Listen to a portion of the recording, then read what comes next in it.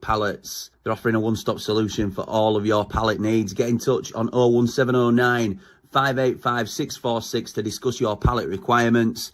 Thank you to Sonny and the team at Glasby Pallets for all their support of Behind the Ramble. Coops here. Subscribe to Behind The Ramble. Keep following, and all the best.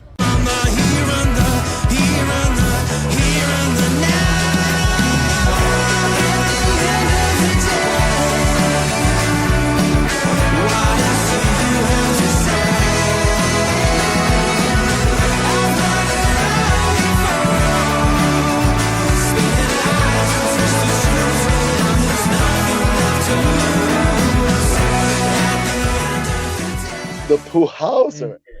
What is happening, Blades? And welcome back to Behind the Ramble. I am, of course, Jimmy, and this is the Club World Cup final watch-along. So, welcome one and all. Hope you're all doing well. I had a day off streaming yesterday, which was rare.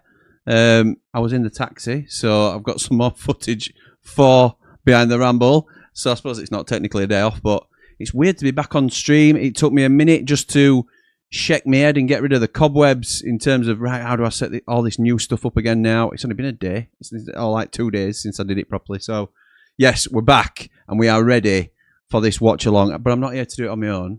I'm here to do it with my mate. And it's Statman Jack welcoming in. Statman Jack, everybody. How's it going, Jack? You okay, pal? All right, mate, you? Yes, I'm good, mate. Thank you. You now have the unenviable position of... you've already done a previous video on the Ramble that did a tactical breakdown for us. So you picked up the name Statman Jack, and now that I'm hoping that doesn't weigh too heavily on you now tonight, because we have had some real strong appearances throughout this sort of trial period, I suppose, through the Club World Cup and the international games we were doing before that. So I'm expecting a full list of statistics and everything, Jack, as we're going through it, pal. Don't mean to put you on the spot or anything, mate, but I'm only kidding. I'm only kidding, mate. Don't worry. So, how are you feeling? What have you been up to? How's things? How are you feeling about United? Let's get into it, pal. How was everything? Yeah, all good, mate. I mean, also we finally got a kit release. There's that. We did. There's a question in chat about that. We'll come to that. Yeah. But yeah, like in terms of signings and stuff, like Joe just put in the chat, like we're not any worse off at this point than we were last season. So there's no need to panic. Like, I mean, even when you look at January, what was it? We pulled like 5 in on deadline day or something. Yeah. Yeah. You know, we're very good at this last minute stuff, but you know, you got to give them credit that they've been away all week, so there is that. They have.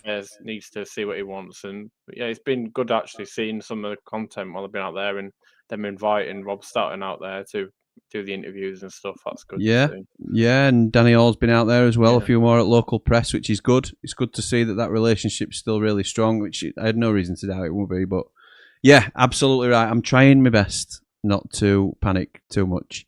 I'm more nervous because we're now in untested ground. I'd be a lot more assured if Wilder was still here, in the fact that we know how he operates. So if there was this delay with Chris Wilder in charge, he'd probably communicate it a little bit more. I'm not saying better, but probably a little bit more, because that was the way he did things. It's all been very like a closed shop at Sheffield United, and we've touched on it previously. That can be a good thing. Just makes the fans a little bit nervous, I think, at times. So, Club World Cup tonight, mate. What's your thoughts on this one? Can you see past PSG at all? I mean, it's hard to see that, isn't it? Because it's mental, isn't it? Like, ever since Mbappe left, they're a whole different team. It just goes to show that, you know, sometimes losing your stars creates balance, because it was all about him before, and now they've got these young wingers in, and they're a whole different team. Yeah, you see it. This is the most prominent example, but there has been examples throughout the years of, you lose like a talisman, and you think, okay, well, he's gone now. He was a superstar, and teams can crumble, but other times it can galvanise them, and they become more of a team. And I think this PSG side is just absolutely incredible. And no doubt at some stage they will start to get recognised individually for their brilliance. But at the moment, a lot of them are staying under the radar. It becomes a much more of a team ethic. and I think it's been really refreshing and entertaining to see. So, I'm struggling to see past PSG tonight, if I'm honest. Although I have been impressed with Chelsea's front four, and there's been Chelsea different combinations have of that. Improved a lot. They have recently, but I think PSG would have to have a bit of a nightmare, I think, for this to go the other way. you leave the door wide open though with Chalobah at back in this level of competition for me. So it's interesting. Let's get into some of your comments before we get kicked off. We are playing Match Bingo tonight for anybody that wants to join. That's why I've left it on screen for now. I've got my cards. If you want to play along with us, you're more than welcome. The link is obviously on screen if you want to use the QR code, but there's also a link in the description as well. Let's have a look who started us off. It was Max saying, up the blades. What's your guys' thoughts on the third kit? Do you want to go first, Jack? What's your thoughts, mate? Well, wasn't overly enthusiastic over it, but like it's hard because when you see it on a screen, it might look completely different in person, and that's the way I feel about it. Like right now, in terms of my shopping list for kits, I'd probably be putting the home and the away ahead of that, see what they are first, and then if I like this one in person, then potentially I might buy it. But I was hoping it was going to be black, to be honest. But it's like the shirt that you've got on now, though, isn't it? That was last season's. And this was the only one I bought last season, but that was because it was like the retro one. That's the reason why I wanted to get this one. And I think this third kit looks quite retro, to be honest. But they're calling it lilac. It's like obviously like a light purple. I'm not on board with it at the moment, and I'm not sort of completely dismissing it. I have been known to completely flip my opinions on these things. Well, like Jack says, once you see it on or once you see it in person, it might look completely different. I think that happened with the black and the like mint green last year. I think some of us saw it and thought, I kind of wish I bought it in the end. I think, but I think when we first saw it, like the promo video for it, people were like, not sure, and it's difficult to look back and remember that now, but I remember a lot of that. And then as soon as you see it with like the mint green shorts and the black socks or the mint green socks, whichever we were wearing at the time, but I thought it looked really well. So I don't know if you caught on when we was in Spain. They're already wearing the new kit shorts. Yes, they are. Got the same pattern around the pattern around the around the trim. Like, that's the new shorts, but they've not obviously announced them yet. But I said that'll be them. I know. So yeah, there you go, Max. That's our opinions on it, pal. Mark Meldrew says, "Evening, chaps. Hope you're well. Just got back from a birthday meal. Happy birthday, mate. Like the look of the third kit. I do think it'll grow on a lot of people. Can't wait to get some bodies through the door. Up the blades, up the ramble, up the positive." Meldrew. Dave Morwood was just sent a direct support to the channel, so thank you, pal. I know it's not highlighted on here, but thank you for your donation. Evening, Jimmy and Jack. Looking forward to this. You'll smash it. Like and subscribe. Join the Plats. Come on, join the Best Blades channel on YouTube. Up all the rambles. Up the blades. Top man Dave. Hope you're well, pal. What's the profile picture there? Can't see it now. That's my eyes gone completely. But you've changed your profile picture, haven't you? Kev says, "Hi, Jimmy. After watching today's Liverpool game, we should go for Rio. Rio on loan. Looks awesome. A good Liverpool prospect." Didn't see it, pal. I have been out today catching some rays. I'm a little bit red, I think. But yeah, I've been out today, and I'm open to any suggestions. Lewis says, "Evening, lads. Topic from the Plat chat. Best player you've ever seen in world football in your lifetime." Up the ramble. If everyone remember, up the ramble. Everyone remember to hit the like. Thank you, mate. Best. I assume you mean seen in the flesh on the pitch, Lewis. So we'll use that as parameters, assuming that's what you mean. Jack, best player you've ever seen? Best player I've ever seen in person, physically with my own eyes. Edgar Davids. For Barnet. Correct. What, it really? Morecambe. He was playing against Morecambe. My family team is Morecambe, so I used to watch him play as a player manager for Barnet. Yeah. I mean, the obvious one would be Cristiano Ronaldo at Man United, who is an absolutely sensational player, as we all know, a generational talent. But one that sticks out to me, and I vividly remember as a kid, was Thierry Henry. And I know he's probably not in the same overall legendary status as Probably is at Arsenal, but in terms of world football, Cristiano Ronaldo will be in the elite class.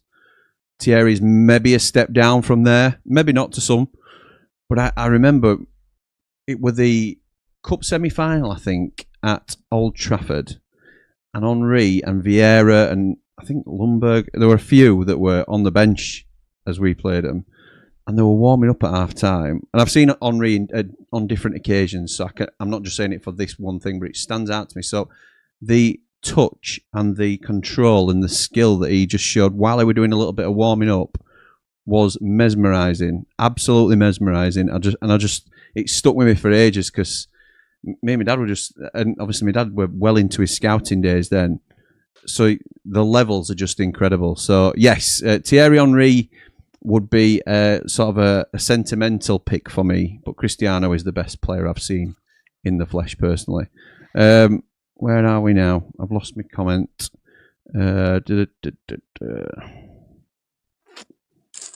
It's costs. I thought Mark Meldrew put a second one on. Oh, I think 3-1 PSG. Says Ben Baboon. Yeah, that's probably not too far off if Chelsea can bag. Yo, says Positive Jack. Can we make a signing already? Why do United waste pre-season? Jack, you're in our platinum chat. And Joe Gibson has just done us all a huge service by putting well, I think he's put a tweet out, Auntie, and then he's posted it into our chat. Yeah, I shared it in the chat. I shared his tweet. Right, okay. So Joe Gibson, himself is a platinum rambler. You can go and check his tweet out on X, where he sort of details last season's, doesn't detail, but he just lists last season's dates, like signing date, or the signings, July signings, I think there were 4, and August is where it really ramps up. So what he's basically saying is, we are not behind. We are not like not unexpected as to where we are with signings and stuff, and hopefully it would calm people down. I think it's worked on the majority. Super Positive Jack needs a new name. Super Nervous Jack, Super Impatient Jack. We'll go it. We'll test the waters with a few. Matt says, evening guys, hope you're all good. It's gone very quiet again at United. Not keen on the new third top. I'm a bit like that, Matt, to be fair, mate. Love to see Chelsea win, but I can't see it. Yeah, me neither. Evening gents, 3-0 PSG. Love the third shirts. Love the third shirt, says Luke. There you go. It will divide opinion, I think. Nice says, evening gents. Hope both are well. In sunny Filey for the week. Nice, mate. Nice. Love the third kit, by the way. Looks fab. 4-0 PSG for me tonight. A very dangerous team. Up the blades, up the ramble, up behind the ramble. Like and subscribe. Thank you, mate. Max says, looks like they've took some inspiration from your new setup for the third kit. Jimmy looks very similar. Absolutely right. Absolutely right, they have. They rang me and asked West Brom the saying that we're copying them.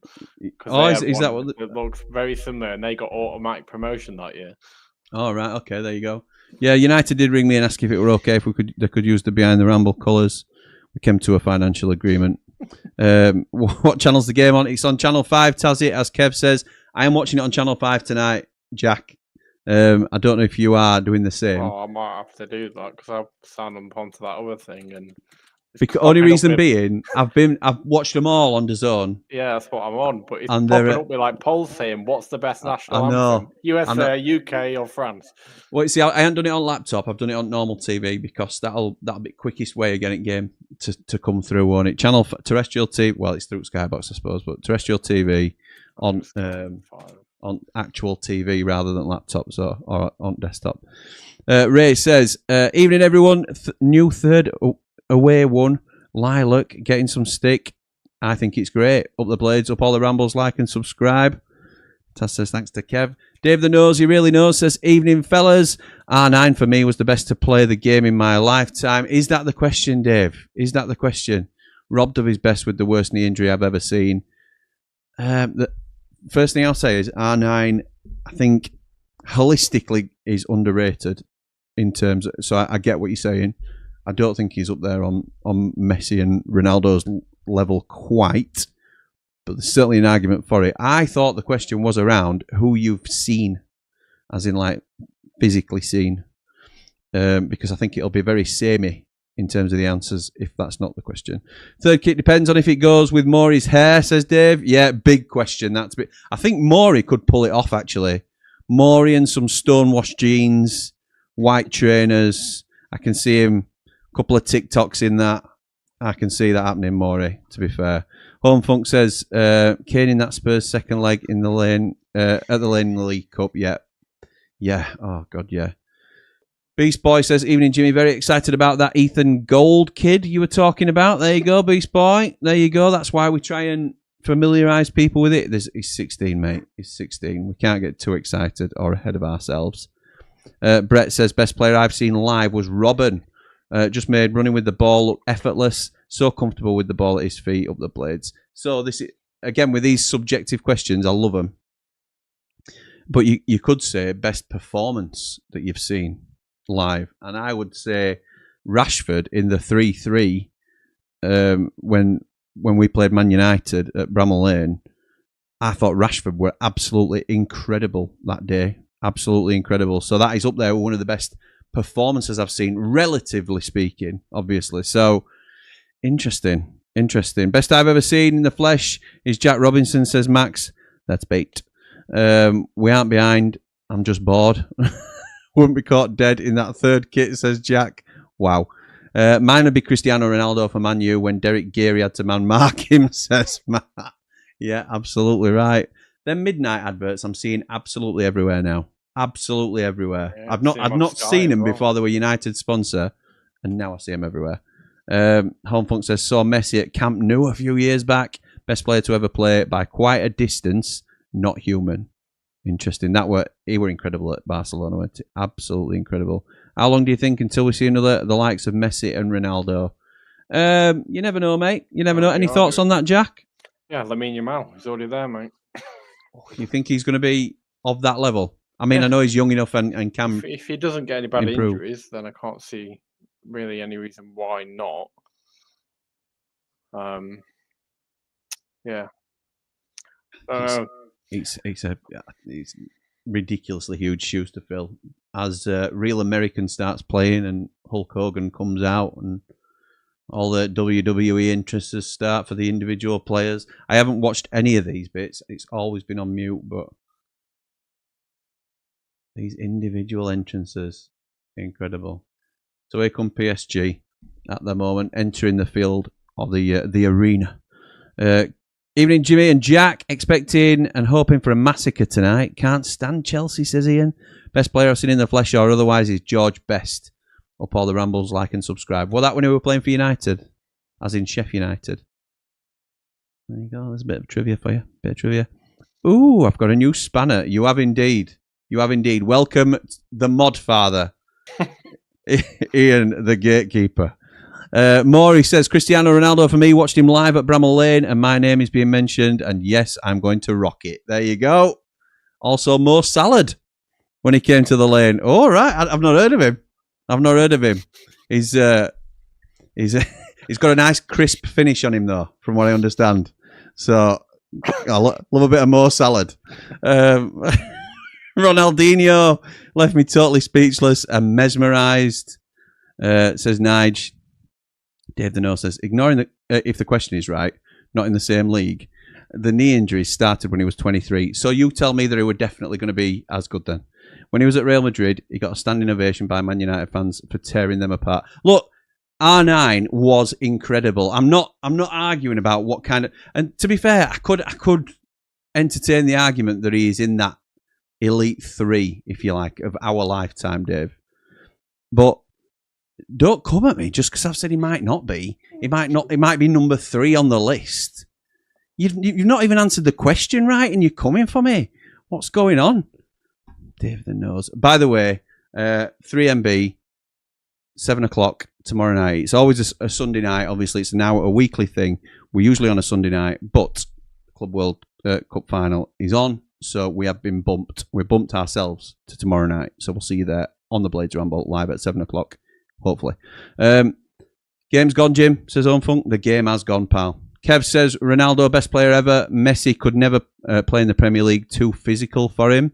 We'll never know, will we, Kev? We'll never know, but Ronaldo is definitely tested. He's definitely been tested in several different leagues, hasn't he? Which Messi hasn't really, other than the French and the American League. So, yeah. we're going to jump into the teams in a minute because we're almost at kick-off time. Go on, Maury, says David. Surprised not one mention of the great George Best. We have had a mention of it, Ray, to be fair. Qualities, I'm typing it. Someone has mentioned him. Dropped a clanger. I know you meant Mo Salah, Maury, but it's funny if I take the mickey out of you for saying Mo Salah, isn't it? I mean, nice crisp finish. So, Jackie boy, what are the teams for tonight? Do you know? Yeah, I do. Where's it gone? Don't you be clicking off again and disappearing No, or hanging upside down like Lewis likes to do. Oh dear, where's it gone? I am desperate for this haircut, by the way, and shave. I'm going to get a proper. I'm going to get full works at Turkish barbers before I go away. You won't recognise me. Get out of my tree. While Jackie's getting that up, we will say best I saw in the flesh was Harry Bassett when we stripped him at Leicester. Wow. Little Bully says, who's the best team you've ever seen come to the lane and turn up on the day? For me, it's Arsenal when they beat us 6-0. You'd go wrong. You There we go. You won't go far wrong with that team, to be fair. And Maury says, more salad running down with the chicken wings. Nice, Maury, nice. Love that. Go on then, Jackie boy. What we got, pal? All right, we'll start off with Just Chelsea. as Michael Buffer does the intros. Moises Caicedo has been cleared fit to start after twisting his ankle in the semi-final. Interesting. Bit of a risk, really, but okay then. It's not like there's a season coming round corner, is there? Yeah. So they got Sanchez in there. I don't really know say much about Sanchez. He's a bit hit and miss. I had him in my FPL at times, and I wish I'd never bothered. Old Roger Sanchez. Yeah. No chance to love. So they got Gusto, who's their left back, and then Chalobah and Colwill in the middle. That's the weak point. It's the two centre backs, Chalobah and Colwill together. Chalobah particularly. Chalobah's just. Even Colwill's not always that great though. No, he's not at the top level, but Chalobah always looks suspect to me. So then, yeah, Kukureya, obviously, probably one of their best defenders, really. But then he drives forward a lot as well. So if they get caught on the turnover, then they're going to be in trouble, aren't they? Very true. Yeah, Caicedo is actually starting. Reece James, Pedro Neto, Enzo Fernandez, Cole Palmer, and the one that they'll be completely relying on to score a goal, João Pedro. I had an incredible debut in the semi-final. Absolutely incredible. Yeah, so it was obvious that they were going to start him, really. It's probably going to be their best chance of actually scoring against PSG, I guess. Very true. PSG are going Donnarumma, Hakimi, Marquinhos, Beraldo, Nuno Mendes. Nuno Mendes is some he is. ridiculous player. That's the back four, isn't it? And they've got three in the middle. Marquinhos, Beraldo, Nuno Mendes. Yeah, Nuno Mendes. If we could have him as a wing back, yes, please. Vitinha, Neves, Fabian Ruiz, Doué, Dembele, and that Kvaratskhelia. Nice. I'll let you announce that when he's on ball, pal. It just fell out my mouth. Conor McNamara and Andros Townsend are your commentators. They're not mine. Right. Let's catch up. We have kicked off. Brett says Van Basten was amazing. Without the injury, he would have bossed that era. Hoping for a Chelsea win. Always go domestic no matter who. Yeah, agree with that. And here come Chelsea down the right-hand side. João Pedro. Back to Cole Palmer. Crosses it in. And it's well collected by Donnarumma. Let's get ready to rumble. It says Kev. Up the blades, up the ramble. Joe says, I put a tweet out about signings and when we made them last year, and it really puts it in perspective. Plenty of time to go. Joe, you can tell you've just joined us because I've already given you your flowers about that. So well done, mate. And I've even sent people over there to have a look at it after this, obviously. David says, PSV, Barcelona, Real Madrid, and both Milan teams. R9 was phenomenal. That man was phenomenal. Oh, Chelsea rob him high up the pitch into the box. João Pedro. Oh, no, they push the winner corner.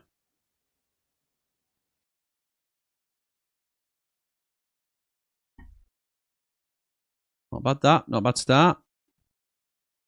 From old Chelsea. Well, they used to be Chelsea. Not anymore, are they? Oh. Chelsea Soccer Club.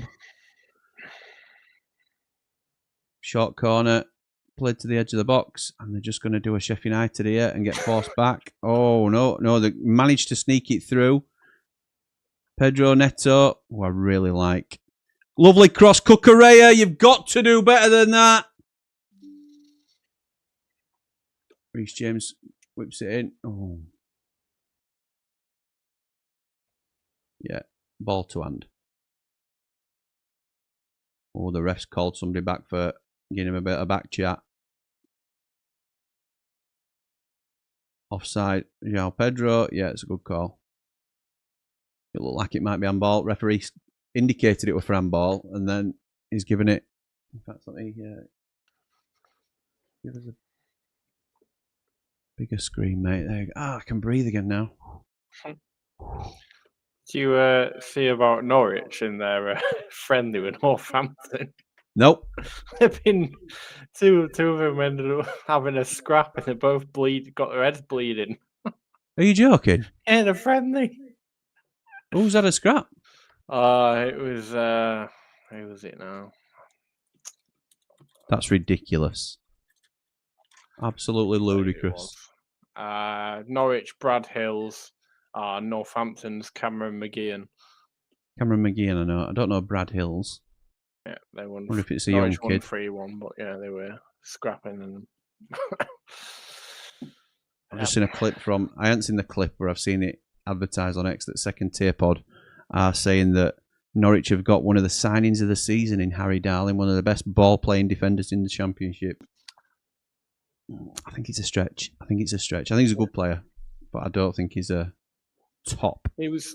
Championship Kind of player. saw it coming there once the manager had moved over to Norwich. Yes, It was Liam a bit Manning. predictable, yeah.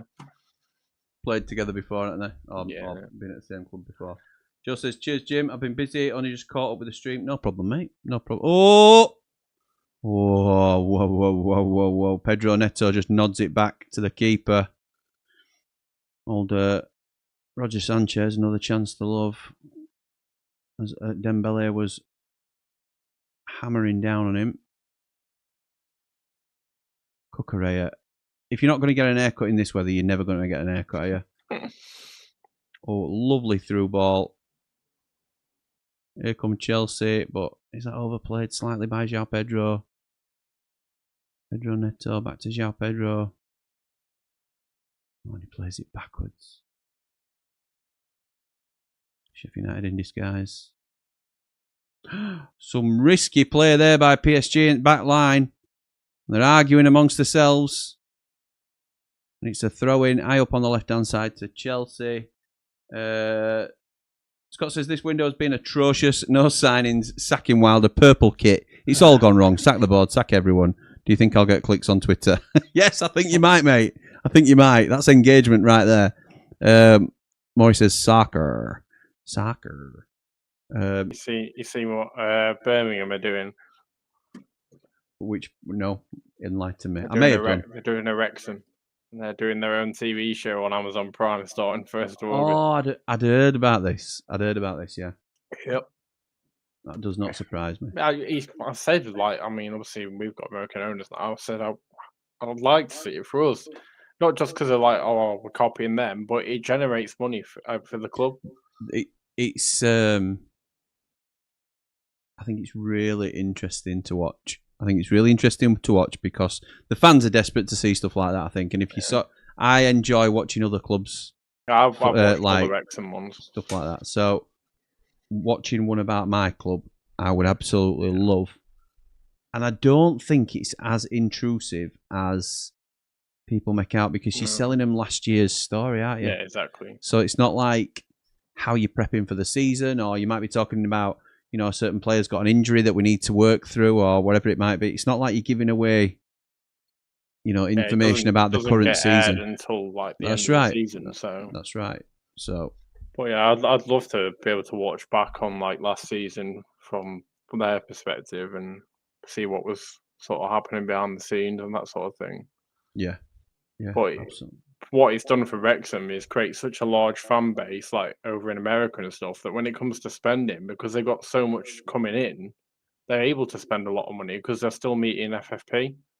I think it's been the perfect storm for Wrexham, hasn't it? Because yes, the documentary has opened those doors in terms of allowed people to get to know them, which is ultimately what's done it. But the eyes went to the documentary because of the owners, didn't it? Particularly Ryan Reynolds. So it's not like documentaries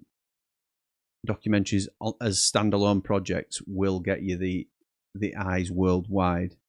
I don't think so anyway, unless Welcome to Wrexham. We don't need a Ryan Reynolds because we're a precedent. big club already, mate. So Absolutely, mate. Absolutely.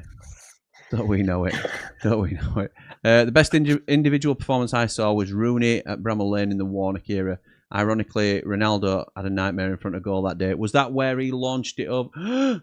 Chelsea, Cole Palmer with a brilliant finish. Didn't see that coming. Oh no, it wasn't a brilliant finish. Everybody celebrated, me included. And it's gone the wrong side of the post. But the commentators said, Cole Palmer with it. But what's happened is he's curled it round. It's gone round the outside of the post and hit the post that holds the net up, which is what made it look like it. Oh no, it wasn't even that, but made it look like the net rippled. I were about to change the scoreboard then straight away. So Cole Palmer, see if it had been a blade, he'd have been experiencing a much better time. All fans get mental as well. I know. Lewis, that with Ronaldo, CR7, was that where he skied it in front of the open goal with Paddy Kenny? I think it was. I think that's the absolute nightmare day that you're talking about. Fat fingers tonight, Maury says Nige. Luke says, the Anthony Gordon performance against us in the 8-0 was insane. We made him look like Messi. Yeah, that's true. That is. What is Anthony Gordon? Well, if Chelsea win this, that'll be another 11 players that they sign. Yeah, true. On 10-year contract. I can't see Chelsea winning this. I mean, Chelsea have started a much better team.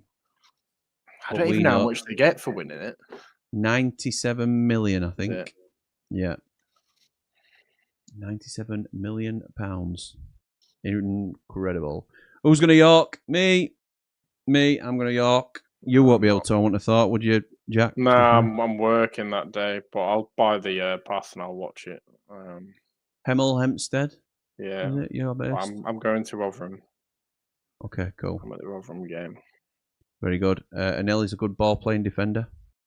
Correct, I agree with that. As is Tyler Binden.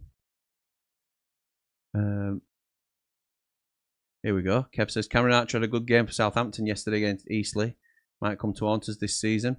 Yeah. Some may say that's his level, 1-0 down, though, against Eastleigh. Might we had. Cam Archer's a great finisher. I really like, as a lot of people know, I really like Cam Archer. Would love us to sign him again. Yeah.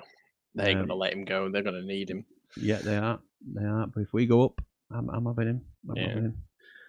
England 1-0, says Matt. Thank you for that, pal. Agreed, Maury, but only when the best Anel turns up. About him being a good ball-playing defender. Absolute troopers, you two, doing a live stream in these conditions, like living in an oven up the Ramble. I tell you what, it's been timed really well, actually, other than me having to bump 3MB, which we're always going to do because we can't dictate when, obviously, the final's on. But I didn't know how Wimbledon were going to go. I've been watching Wimbledon final, and if that had gone another set, we'd have been struggling, wouldn't we? We'd have been overlapping. I caught the women's one yesterday when she won 6 love both games. That was crazy. The American woman's actually not even turned up. I know, madness that. But today's final were just really, really good. Yeah, I didn't really enjoyed it. I like watching Sunderland Till I Die, says Maury. Yeah, it was good. That was the first, really, I remember, of that sort of ilk. How do you feel about the Owls' new takeover? No worries over there at all now. They're in the Champions League with 3-season richest club in England now. I mean, if they believe that, they're all in for a shock. I'll let you have your say first, Jack, on this potential change of ownership at Hillsborough. I mean, it means absolutely nothing, whoever they're linked to. It could be richest man in the world, but unless he passes all EFL things and everything, it means absolutely nothing. And that takes time anyway, so they ain't going to be done. I can't see it being done before the season starts, to be honest. I don't know if it'll get done at all, to be honest. If what the reports are true, and again, I struggle to keep up with the links that around Sheffield United, let alone the links with them lot. But from what people are posting in our chat and online and stuff like that, he has never passed an owner's test. Every attempted takeover he's had, it's been stopped because he's not deemed to be fit and proper. So now that the rules are even more stringent, you would assume, if any of that is true, it's dead before it started. Yeah. So I mean, before anyone even comes in and gets started, it's been reported today that they owe 2.2 mil to HMRC. Yeah. Nearly 2 mil in wages and stuff, and then they owe about just in the last month or something. Yeah, isn't yeah, it? And then they owe about 5 different clubs transfer and loan fees. Yeah. So if we could have -2 for one late/missed payment, then I'd love to know what they're going to get. They are in deep doo-doo. Even on the whole Leicester thing and the whole thing, that's all an unknown at the moment. We don't even know what Leicester and Hull are going to get. I think it's fair to say I don't think United will be in relegation trouble this season. So I'm good. I'm good with that. Relegations were Wednesday, Hull, and Charlton. Yeah, it's not bad. It's not bad. I don't know if Hull will get out of it, but it does depend on points deduction. I worry for Preston a little bit, but they're starting to make some more sensible signings. We'll see. We'll see what happens there. 97 million. Woof, says Maury. Yeah, that's why they're all playing the big hitters. They get to reset the transfer window again, as if they've not spent anything yet. Yeah, yeah. I mean, that we're only obviously that's the winner's privilege, isn't it? Yeah. There's other teams like City who've played an extra, I don't know, 6 games or something. I think even if they come second, they'll probably pretty much cover their Pedro fund. Yeah. No, it's fair, mate. It's fair. Chelsea getting to this final has paid for a lot of their signings, says Scott, a little bit like what Jack's saying. Louis says, Brett, if the Pigs are in the Champions League within 3 seasons, we'll have to get ready for the tourist traffic. Can they fit 130,000 people in the Theatre of Rust? Good question, mate. Good question. Yeah, one of their stands is not safe, is it? No, it's north. The north stand is falling down, as they said in... didn't sign it off, did they? Can't use it. In a less-known nursery rhyme, the north stand is falling down, falling down. Yeah, that's... they'll be learning that soon in local schools. It was funny, actually, because I saw Jord. I picked up Jord last night for a taxi run, and Mrs. Motson were in car, and she sits... I know... Well, it were a pre-booked one. It went a random. Yeah, he specifically requested you, did he? Yeah, he did. Yeah, it was a personal request. I can't lie. But Mrs. Motson was in the car with us, and she sits in the north stand, or did, while it was there. So I think the plan currently is to wear a hard hat until told anything else. Yeah, they got to bring a fold-up chair with them. Yeah. But like, to be honest, we did Steel City Showdown with James, which has gone down really well from Wednesday Till I Die podcast. So I had like 4,500 views. It's one of the most viewed videos on Behind the Ramble. Oh, PSG. Oh, well done, Cucurella.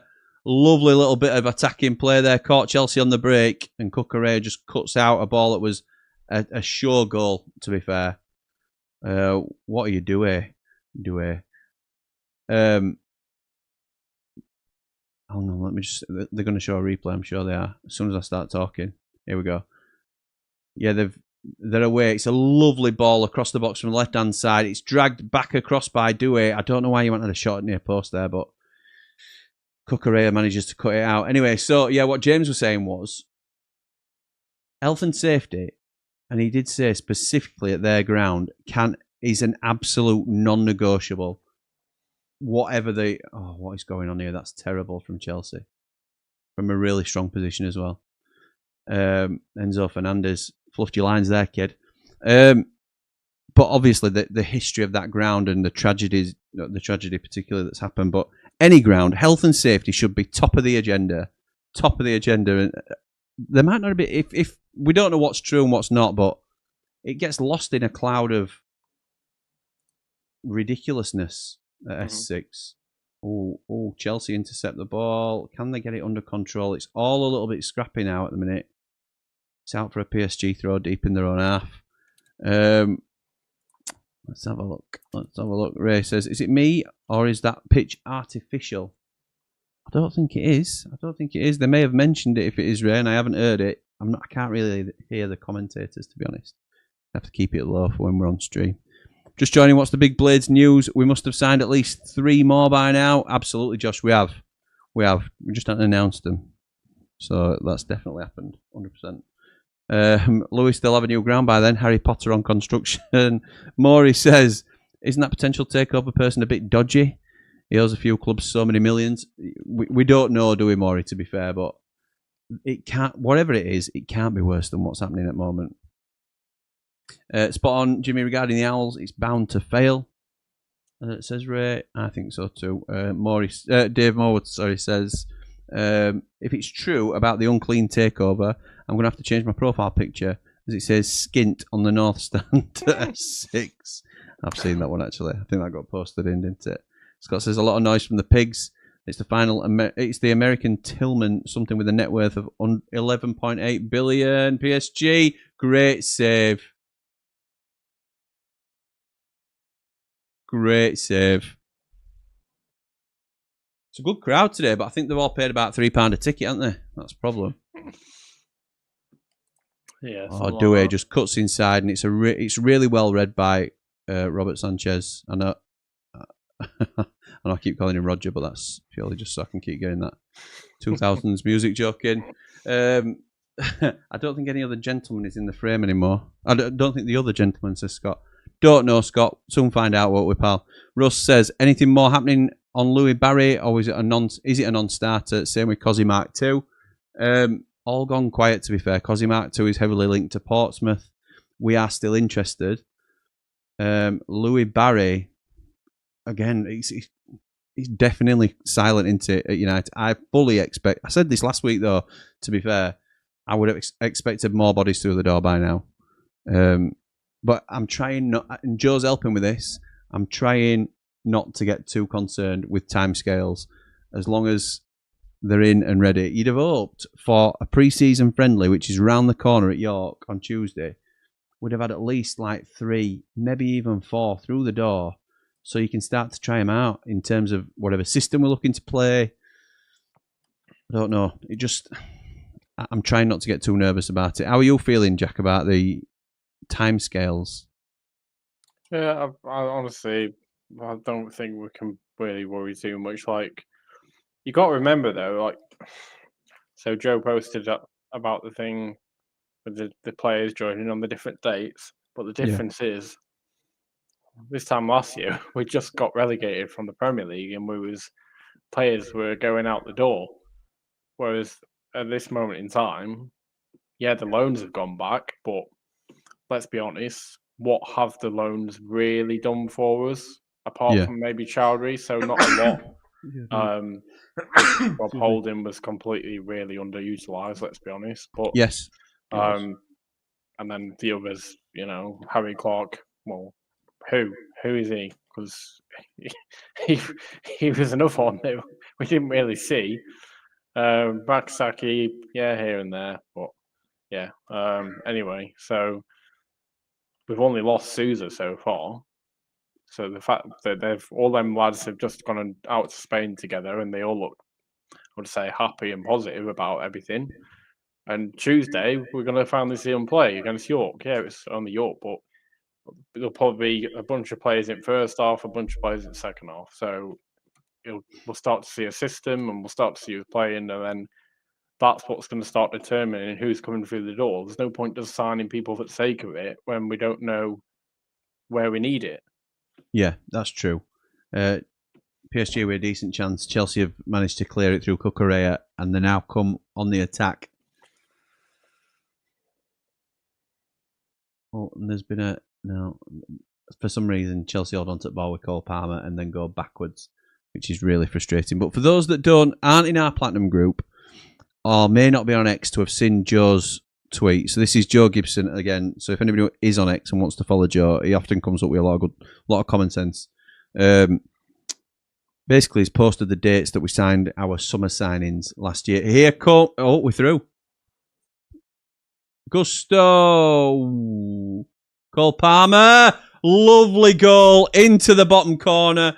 You can't do that in weather like this, but Cole Palmer. Cole Palmer. He's definitely wishing he'd signed for Sheffield United now. Well, good goal that. Wasn't Bitter fisticuffs. No, well, argy bargy. Enzo Fernandez and somebody equally as small.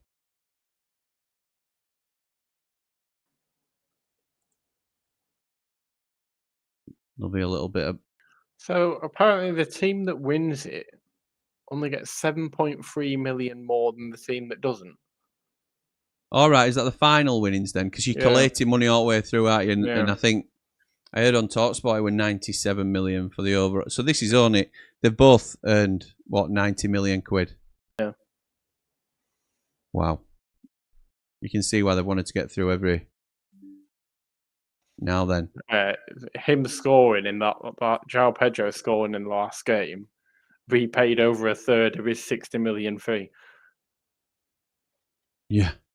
For them winning that game, he's repaid over a third of his transfer fee.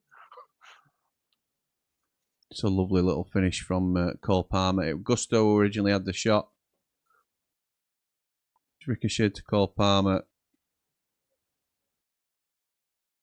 Yeah, lovely goal. Lovely goal. So, Joe has posted, again, for anybody that's not seen the tweet or is not part of our group, in July last summer, we signed Jamie Shackleton on the 7th, Sam McCallum on the 11th. So we had 2 players in this time last year, and that was Jamie Shackleton and Sam McCallum. Make up your own minds on those if you want. They're still here. Yeah, they are still here. On the 15th, it picked up big time because we signed Callum O'Hare and Kiefer Moore on the 15th of July. So that's 2 days' time in today's currency. So that would be Tuesday. So we could sign another 2 on Tuesday, maybe 3 to get us as level. Burrows then didn't come in for nearly 2 weeks after that. 27th of July, Harrison Burrows arrived.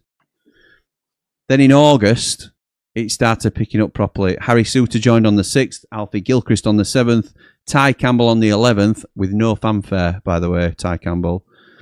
Michael Cooper finally signed on the 15th of August, and Jezrak Saki signed on the 16th. And he just signs it off by saying, perspective, it takes time. Well said, Joey. Maybe he's punching for a reason.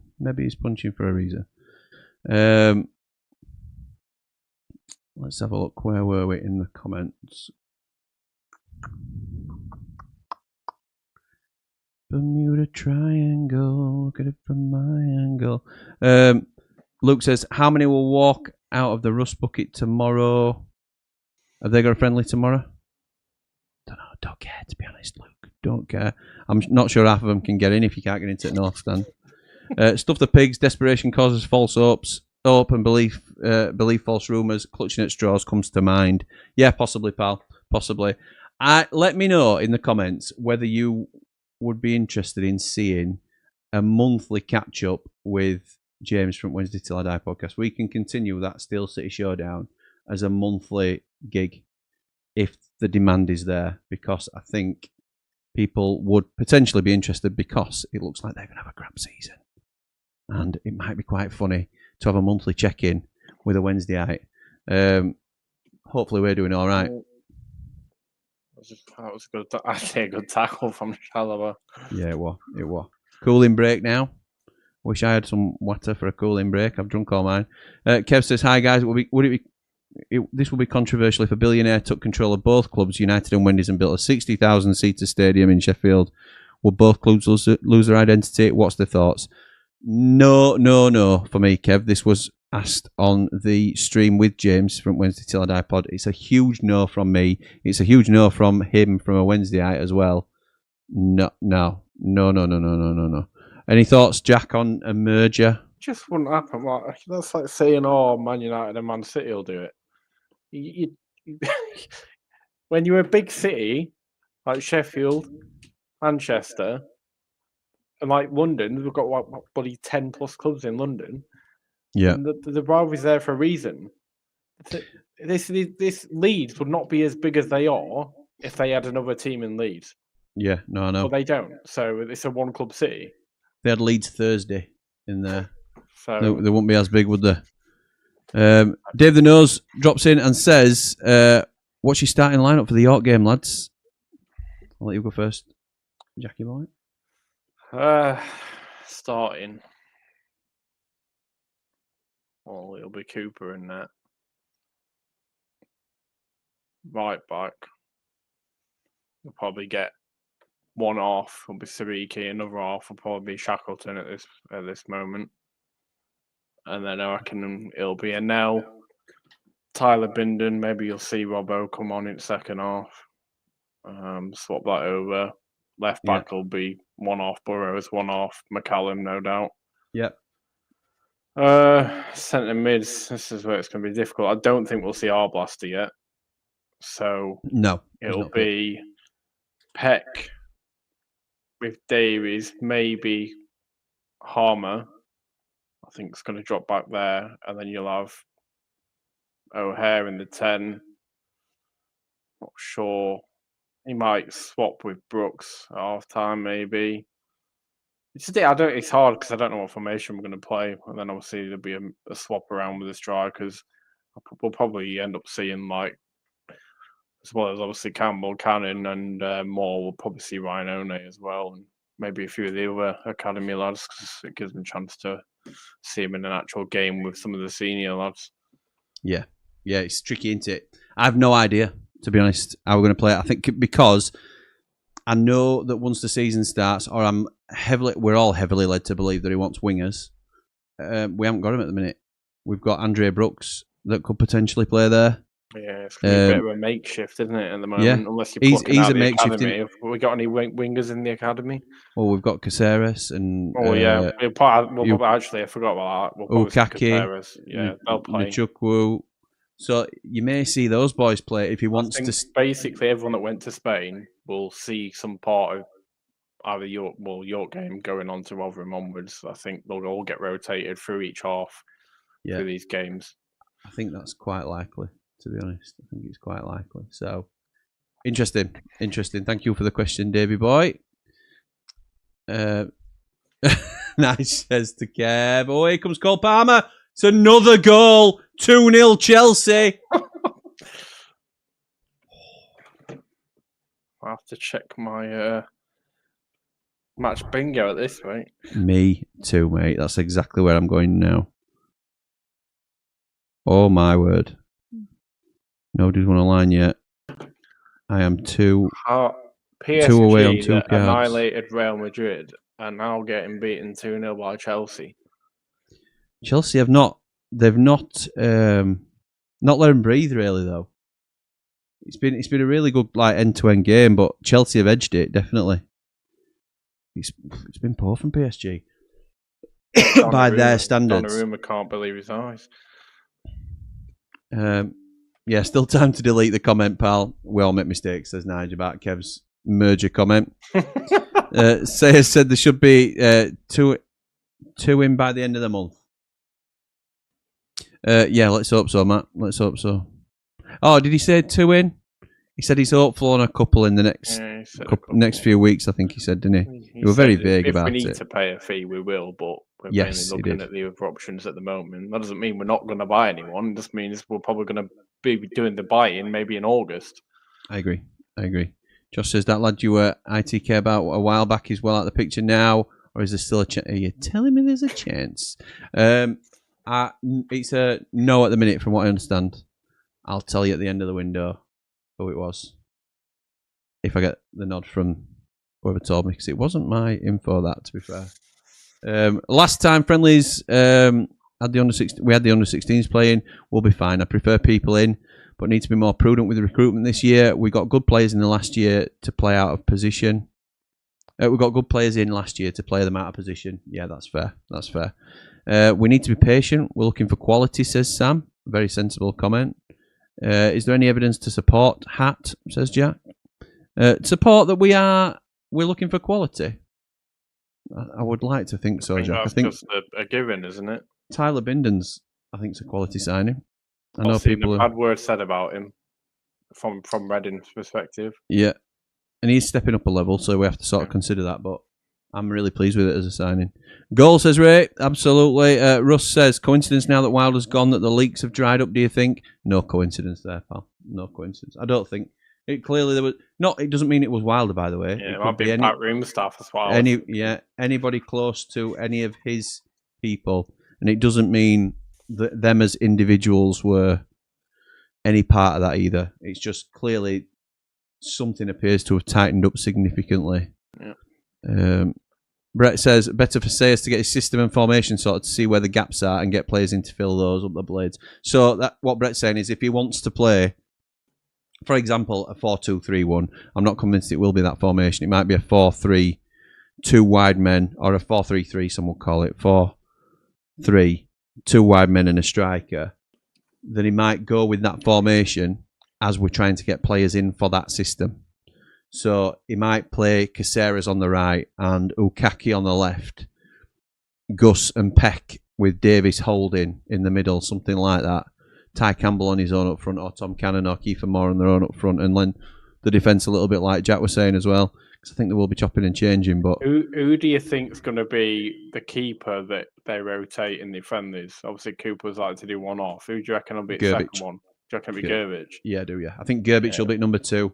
Until he's sold. He might not be sold, but I'd be surprised if he wasn't. I want to see Luke Faxon get a loan, really. Oh, me too. If we stick with those 3 keepers, it's criminal if Luke Faxon doesn't get a loan.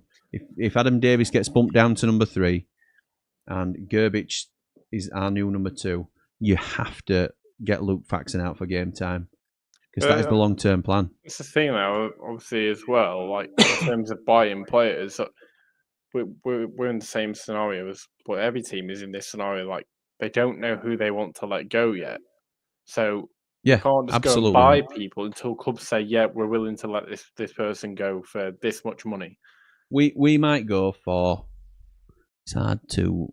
Like, we didn't get Gibbs White until, I think, the absolute final throes of the season, because Wolves were still considering whether they were going to include him in the 25-man squad at that time. And we might go for Louis Barry, and then all of a sudden, on the last day of the window, or the last week of the window, an unbelievable left winger comes available to go on loan to the Championship, and we've missed out because we've plumped for Louis Barry. So it's a little bit of chess sometimes, I think, with these signings in terms of holding your cards close to your chest and waiting. I mean, Birmingham are splashing out, but they'll peak too soon. If they spend it all now, they'll miss out. Either that, or you'll overspend initially, won't you? Yeah. So, like the 8 to 10 million that they've spent on Fujiwara, I think it is. It's a risk for a 30-year-old. It's all right them being linked to everyone that we're linked to, but it don't mean they're going to get them, because they've got every player they're bringing in, where it's on a free or whatever, they've still got to pay all the wages. Yeah, that's true, mate. Very true. Jack says it shouldn't take him too long to see the gaps. They're glaring. Dear me. This doesn't sound super positive to me. And my 3-1 is still on, kind of, says Ben. It's not now. 3-1 PSG. Louis says, I know a lot of people think it's gone quiet on incomings, but thankfully it's also quiet regarding potential outgoings. Yeah, some Gus talk, weren't there? Oh, I saw something hilarious from Leeds about Gus on Saturday. Oh, go on then. I'm always happy to hear an hilarious Leeds tale. It was on Twitter, on X, whatever you want to call it. Yeah. There was a flight going to Leeds from Holland, I think it was. And they went, they're bringing Harmer over. It's like, he's still in Spain. He's literally getting on a plane from Spain with the rest of the squad to go back to East Midlands. And they reckon he's on a plane from Holland to Leeds Bradford. So it shows how much the so-called people that want him at Leeds are paying attention to where he actually is. Pathetic. But there you go. Could you remember the little link from Luton that we had a few weeks back with that Milenic Ali? There was a loose link. Yeah. He didn't go to their friendlies, you know. Oh, didn't he? Yeah. So not sure what's happening there, but it doesn't look like he's staying. Not a huge fan. David Ornstein's just reporting that Sporting Lisbon sources confirm agreement in principle for Victor Gyökeres to switch to Arsenal. Deal worth €63.5 million guaranteed, plus 10 million with add-ons The 27-year-old Sweden striker's reps have waved their fee to help facilitate the move from Sporting. David Ornstein, who does not miss, by the way. Everybody talks about Fabrizio Romano. David Ornstein is absolutely bang on. And now Fabrizio Romano is reporting it as well. Here we go. But not crediting David Ornstein for some reason. So yeah, that's happening. Gyökeres to Arsenal. Brilliant move. Brilliant move. I think he's a great player. Sam says, he said in his interview that we were looking for quality. Yeah, obviously we think we're looking, every team thinks they're looking for quality, but it's subjective, isn't it, I suppose. Have you got any upcoming streams or vids, Jim? We are, we're live with 3MB tomorrow night, pal. We're live with 3MB. And then we're not far away from the season starting. So we'll be back into the proper swing of things. But I'm going on holiday a week tomorrow. So I'm trying to get my content plan. Because I'm taking all my stuff to stream out there. Got me, people have seen this. My MacBook with my Blade stickers on it. So I am taking that out. So I'll be filming content while I'm on holiday, if Mrs. Ramble allows, or when Mrs. Ramble allows, because it will be happening. But yeah, I'll be letting you know. I'll be letting you know the schedule, Bully. Thank you for asking, pal. Louis says another thing that gets forgotten is that transfers are held up in a chain more often than not. Clubs probably not wanting to loan players out until they've brought players in. Yeah. Well said, mate. Well said. David says, will be a great idea for a monthly show with James. Thank you, mate. Yeah, James is a sound bloke. Shame he's no dress sense. Nice. Nice. Great point, Jack, on large current squad. If we keep Hamer and Cooper, we'll be the best bit of business this window. Our Blaster can take Vinny's spot if we don't get in a new first choice. CDM. Like and subscribe. Up Behind the Ramble. Thank you, pal. He can't. He's not fit. I think he means longer term, Jack, to be honest. Going to be a weird lineup if we're playing with wingers. Well, that's what we should have been doing last season. That was the way we set up, was to play with wingers last season. We just didn't. Paul says Tuesday's also the end of the 15-day notice period at S6. Should be interesting. Yes, it should. Maybe Josh Windass lines up for us just for a laugh. That might be funny. Cooper, Sariki, Binden, Anel, Burrows. Yeah, I like that back line. Hamer, Davis, O'Hare. Yes. Jeff and Brooks. Cannon is mine. If that's if we do play the 4-2-3-1. Interesting. So you've got O'Hare in. I assume we've got O'Hare in the 10. Okay. Nice says, I think Jeff will start and the Nigerian lad, possibly. 2-0 says Ray. Yeah, mate. What a goal. Which shows you where we are in the comments. Yeah, and here come Chelsea again, by the way. Pedro Neto, it's 3-on-2. And that's a terrible cross from Pedro Neto, who's been outstanding this tournament, but that was a really poor cross. Scott says, according to Danny Allsays, has been using Cannon on the left. Not sure he's fast enough. Surely Campbell is the better choice.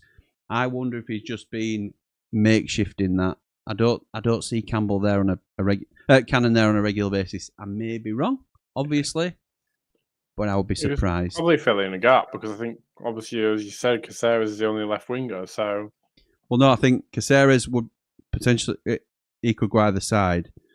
Is Ukaki the right winger? I think it's Noah Chukwu. Yeah, Chukwu's the left, isn't he? I'm pretty sure. We'll double check. We'll double check at some stage when I'm caught up. But I thought in the Chukwu there was, because he was the first guy we got in with Caceres. I think he might be right. Okay. Well, if they were playing an 11v11 game out in Spain, then obviously only one team's going to have Caceres, so Cannon might have been on the other team in the left wing slot. Surely Sam McCallum's an easier slot. Having said that, he'll probably have been the other left back, wouldn't it? Yeah, having said that, Reece Norrington-Davis is a left back. Who's he? I don't know. Kev says, Dokes... Not heard of him, mate. No, he ain't heard of him. No, know that. Dokes, another winger from Liverpool. Good loan value. Yes, I would love Ben Doak. I think he'd be a really good signing. I think 3-1 Chelsea now, says Ben Baboon. Not like changing your mind, pal. Which you're entitled to do, by the way. What a player Cole Palmer is. To think we came so close to signing him on loan. I know. It's crazy to think he could have ended up at Sheffield United. Nige says, I'm liking how the club is keeping their cards close to the chest. Does it make any difference to anyone, really? We support the badge and the club. No matter who plays or owns the club with Blades, chill. I agree, Nige, and the sentiment is absolutely bang on. That's absolutely right. And the sensible head says, keep it as tight a ship as you can. Keep us watertight. Absolutely no problem with that, because nobody else is going to sort of, get through the cracks or interfere with any of the deals that we're doing. But as the fan base that gets nervous around signings and stuff, it's hard to chill. We should chill, but it's hard to stay chilled when we don't know what's happening. I think what makes it worse is seeing other teams signing left, right, and centre. That's what makes it worse. If we couldn't see what other teams are signing, you wouldn't feel like this. Yeah, that's true. And it's the Birmingham effect at the moment. That's the problem, because they're just going all out. But when you compare it to last season, then that sort of brings you back to earth a bit. That we're not really any worse. Oh my God! 3-0. João Pedro has scored for Chelsea and pretty much won them the Club World Cup. João Pedro. Yeah, great signing for them. But that's 3 goals in 2. Now here we go again, right? So Brighton, look at what they do every season. They find these players and then they end up being worth a fortune. Now, if we're going down that road, then that's how you facilitate your stay in the Premier League. Yeah, it is. Even on 50% of the scale. We don't need to make 30 million on every player, do we? No. It's all about finding the gems that no one else has heard of. Lovely break. And it's Cole Palmer again with a beautifully slotted through ball. Yeah. To João Pedro. João Pedro just clips it over Donnarumma, who is one of the best keepers in the world, by the way. It's so good. It is such a great goal. Well done. He'll do really well this season. Yeah, he will. Man Mountain will be running a fantasy football league for the Blades Ramble, if anybody's interested. Yeah. Did you see that? The old the football cards and the stickers, Panini? Yeah. They're starting off with EFL again this year after 15 years. So yeah, there'll be Sheffield United cards and that again now. Oh, brilliant! Oh, yeah. I might have to have a look at that actually. Somebody's claimed a line. Somebody has claimed a line, and I'll tell you something, it's probably not me. BCFC Ricky. Ross. Claimed by Grant Ross and BCFC Ricky. Alright, okay. Man. Not happy with that. Because there's 55 players in here, that's why. Right. Josh says, if we ended up... Robert Sanchez claims, if we ended up with the squad we have now, which we obviously won't, where do we finish? If we kicked off tomorrow, we finish top 6. Yeah, I reckon playoffs.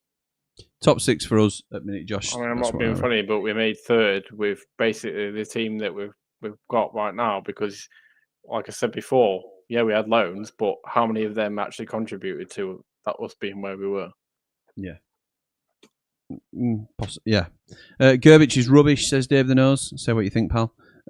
Would it be the end of the world to keep him in the squad, loan Faxon out to be number 2 in 26-27? Would it be the end of the world to keep Gerbich in the squad, is what you're saying? Yeah, I think that's what we're alluding to, isn't it? Loan Faxon out so that Faxon becomes the number 2 in 26-27. Yeah. Well, if we don't get promoted, pal, Faxon might end up being the number 1. It might end up being our number 1, correct.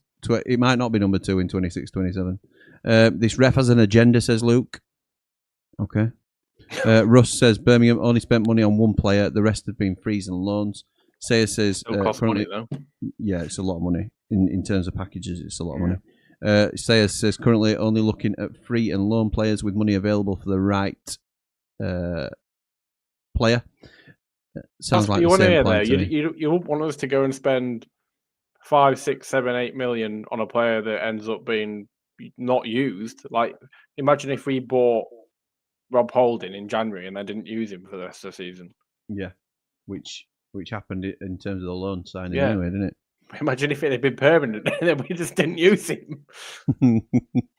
Scott says, according to the West Brom report, with 11,000 followers, United are interested in Jeffrey Schlupp. West Brom are in talks, but Blades as well as Derby and Hull are also keen. Who's that for? Schlupp. Schlupp, yeah. Mm. I don't know where he would play for us, to be honest, where he gets in. He's left-sided, isn't he? And I think we're well stocked. Yeah, you wouldn't want I've to said this. That midfield is not somewhere we're worrying about at the moment. And he is an experienced player. He'll command a big wage. I don't think he'll have the legs to play as left wing. Oh, what a save!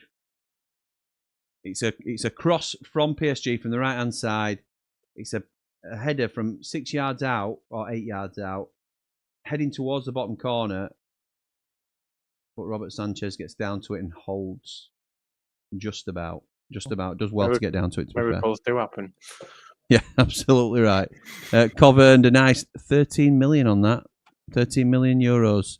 Oh, that's a bit of a sickener, isn't it? Josh says, where did Gyökeres come from before he was in the Championship with Brighton? Yeah. And how much did they pay? I can't remember how much Brighton paid. But it was Brighton to Cov. And then Cov, obviously, to Sporting. And now Sporting to Arsenal.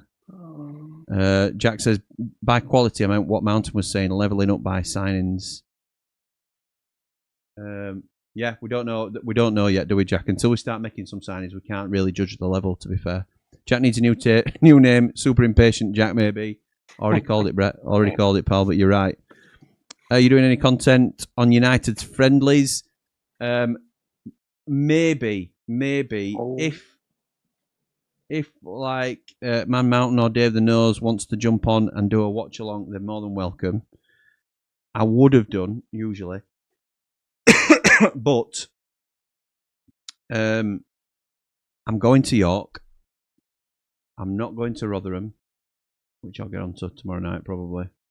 That's a bit of a farce in itself. Oh, here come PSG down right side again, and then I'm away. I'm away, pal. So I can't do watch-alongs and stuff like that of friendly matches because I'll get divorced. So, and I don't want that. I don't want that. She's great. So, so there will be content coming up, pal. But not so much from me as an individual. Maybe if no one's doing the watch-along, maybe you could just do a review of the game after it. Possibly, yeah. Yeah, possibly. We have got Ramble on the Roads happening. I don't know whether Jamie or whoever else is going to have a look at doing those. We'll do them as full-fledged jobs, but it might just whet the appetite for a little bit of the season coming back together, so we'll see. Luke says, this ref has lost the plot.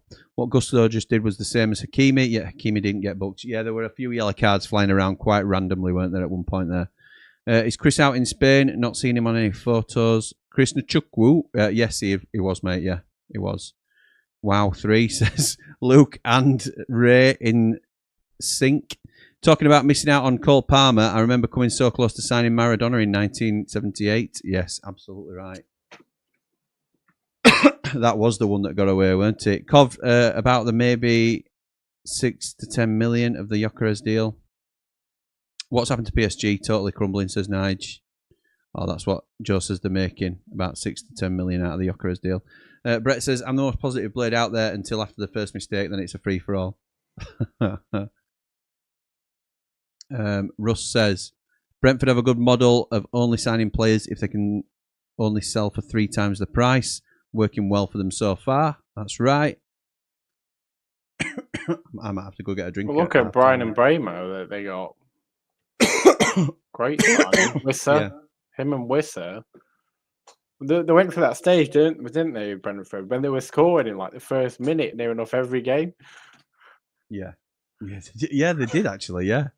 Yeah, there have been some great signings, them too. And the rest, to be honest. Obviously, they sold Ivan Toney for a huge packet as well. Yeah. Brett says, I'm all over that stickers stuff. Thanks, lads. Another reason to give the wife to call me a child. What will we need for them top 2 guys? Just a question. What will we need for them top 2 positions, pal? And I think it's just about to be half time. And it is. What do we need? I'm going to set you off with this, and I'm going to be back within 60 seconds, hopefully. What do we need in our squad to make us become a top 2 side? We're saying it's top 6 currently. Matt's saying and I'll leave this question on. What will we need to make it into those top 2 positions? Go. So we definitely need at least a senior centre back, definitely, to come in as main defender alongside probably Tyler Binder or Enel. No problem with Jack Robinson still being on the bench. But yeah, we definitely needed another experienced centre back.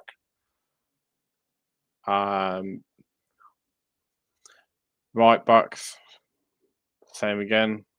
Not sure what's going to happen with Sariki, whether he's going to be the main one or whether we're going to get an actual more reserved right back.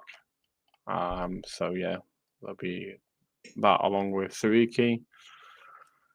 Midfield, don't really need to worry about that at the moment.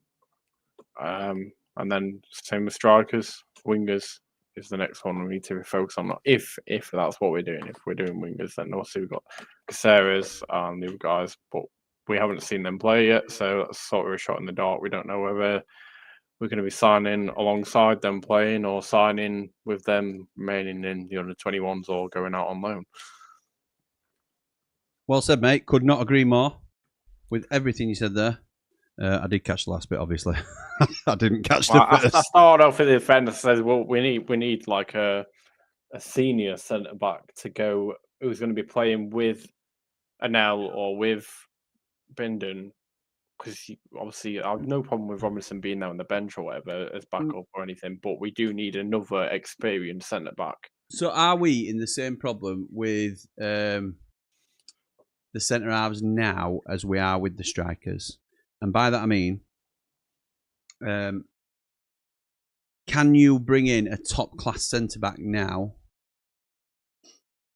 Because it's same with strikers. We paid £10 million for Tom Cannon. Kiefer Moore is obviously an alternative option, and Ty Campbell on form was our best striker last season. Now, with the 3 centre halves we've got, I think Jack Robinson comes out of the side. He might not, but I think he comes out of the side for Tyler Binden. If you bring in another top quality centre half, who comes out of the side?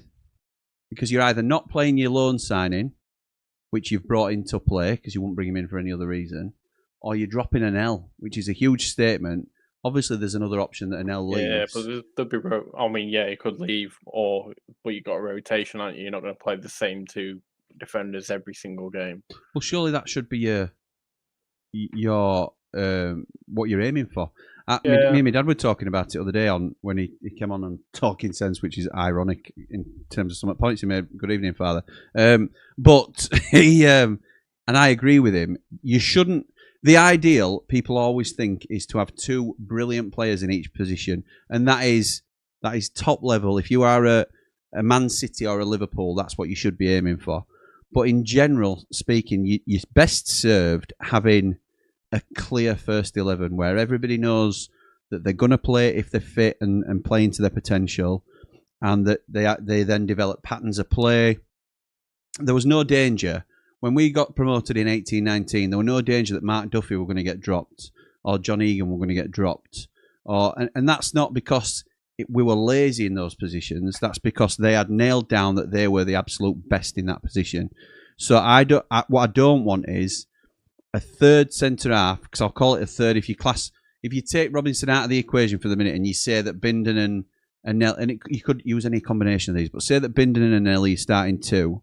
I don't want a third one that's on par with them to a degree. I'd rather have much better or a very strong backup to them, because otherwise you're just going to keep... How do they develop a partnership and how do they develop a wavelength and a way of playing? So just in my opinion, and that's all it is, I'm not saying I want us to sign worse than Anel and Binden. What I'm saying is... more, sort of Rob, sorry, I'm saying Rob Holding, but Rob Holding age, experienced in late 20s, early 30s, as not necessarily a replacement for Enel, because if Enel's going to stay, then I think he should be the one to start with Tyler Binden, but an experienced head on the bench, also for rotations if we're going to get a cup run on the go. Would you bench him, though? Because I think Rob Holding's better than Enel. And No, I think didn't he's necessarily mean he was going to get Rob Holding. I meant I someone know, maybe but- his age, But somebody like a Rob Holding or a Harry Suter, well, they start for me in this. If they're going to have a better partnership with Tyler Bindon, which you could probably argue they might well do, then yeah, maybe Anel comes onto the bench. But, yeah, It's hard, isn't it? But because you don't know. Last year we fobbed off the cups. We didn't bother, but you never know. We might get a cup run on the go as well, and then we've got to rotate people. I think there's a discussion point around that. To be fair, I think we could go deeper into that, but I'm behind on thingy, so I'm trying to find out where we were last time. Oh, here we go. Whoa, Jeff Schlupp, what a world beater, says Maury. Are any of the teams that came down better than Burnley or Leeds at the moment? I don't think so. I agree with that, Luke. Ipswich, maybe. I'm not saying better than Leeds or Burnley. I'm saying they are very strong for championship level. The strongest of three coming down. Yeah, I think so. Brett says some fans moaning about us not throwing money around at every player that's available. Shock me. Only have to look across the city to see what happens when that goes wrong. Joe says, yeah, but not as many other teams are doing anything. Ipswich 1 or 2. Excuse me, Leicester none. Southampton 1 or 2. Birmingham the only side going big. Got hiccups now because I just necked a glass of water before I came on. Birmingham the only side going big so far, and they've only spent money on one player. The rest are frees and loans. Yeah, there's not been the wheels haven't really started turning properly in the transfer market, have they? For any side, Birmingham are an outlier. They have started to make signings. Charlton have made a lot of signings. Some teams have gone early, and that's their Charlton prerogative. are doing though. They're buying Luton, aren't they? Taking Luton's players. Yeah, they are. So Luton got relegated from the league, by the way. They'll be going down as well. It's like Derby. They thought when they got caught on Morris, they're like, yes, we've got a top quality striker here. know. They couldn't hit a barn door last season. To be fair, yeah, I think there may be a bit of future-proofing going on there from Charlton. They will give themselves a fighting chance because that Luton squad was way too good to go down, but they still did. Charlton's strongest point is the manager. Oh. That's the best thing they got going for him at the moment because he's got experience. Chris says, we need a few players in to show the owners mean business this season. We need proven championship players. This division shows no mercy. It's the silence from the owners that's frustrating. Up the Blades, I assume that is. Or up the Ramble, because that's close to the F. That's what you would be most reassuring to have proven championship players, Chris, but you don't need them. And again, that's your opinion, that's fine. But players like Borja Sainz, Josh Sargent, if you just look at Norwich, for example, they were signed from outside of the championship for Norwich, and they have done a job. I can't remember whether they signed them in Prem or in Championship, whichever it was, but you don't have to come from the Championship or be proven at Championship level, because that's your top dollar. That's what you're paying big money for. I'm not convinced that has to be the case. Adam Lafondra is still playing, says Maury. All right, okay. Brett says, Beyond the Ramble, new channel for other club news that's interesting. Football that's not Blades content, maybe. I've had to think about that, Brett. I've had to think. I can't. So, Blades Ramble, Beyond the Ramble, Behind the Ramble, blah, blah, blah, blah, blah, blah, blah, blah. It's a mouthful in it. So, I'm still thinking about it. I'm still working on that. Basically, for those that aren't aware, what Brett's referring to there is we're looking at streamlining the content a little bit. And we'll get into that a little bit more as and when it becomes more prevalent. Great player in his prime, Maury. I liked him a lot when he played for Rotherham. Adam Lafondra, that is, yeah. Alf were a good player lower down. Benjamin Baboom says, would you take Will Fish from Cardiff, ex-Man U Academy player? I would. Yeah, but he's going to be fourth choice, isn't he? He would be a fourth choice centre-half. So I would take him as a squad player if he didn't cost hardly anything, because I don't think he's brilliant. But it's what you want, isn't it? What do you want? What do you want from a player? So it's tough. What about you, Jack? You're moaning and groaning at that one. Not happy with that. We'll have our Maguire back. That'll do it. Yeah, if we're talking about ex-Man U. You can see his contract out on a loan. Let's do a loan for his final year with us. Loan with option to buy if we get promoted. There you go. Nice. Donnarumma probably never been in the back of his net 3 times in a game. It's only half time. Surely Jamie and Jack will be free if you need them for cover if Mrs. Ramble locks your phone in the safe. It's about being able to run the stream, pal, rather than there's plenty of people capable of holding a watch along. No issue with that, but you'd need to be paired with someone who can run the ramble behind the scenes. And there's only Dave and Man Mountain at the minute who can do it. Jordan Motson could have a go, but he's not trained up yet either. So you've only trained them. yeah. Well, they're for the training course. Trained is very, very, very loose. Dave the Nose had literally about 30 seconds. Mate, you click there, press go live, and you sorted. And that's obviously with the other software, and not this this ridiculous thing that you need about 6 qualifications to get your head around. Sheffield United friendly against York is on SUTV on Tuesday, says Max. That's good. I'll wave to you, see if you can see me. There will be. They usually are. Is it £6 to go? Yeah. Usually they do them as a package, though, don't they? Well, I'm not sure, mate, to be honest. Yeah, they've done it before. Where on there, you can buy each one for £6, I think.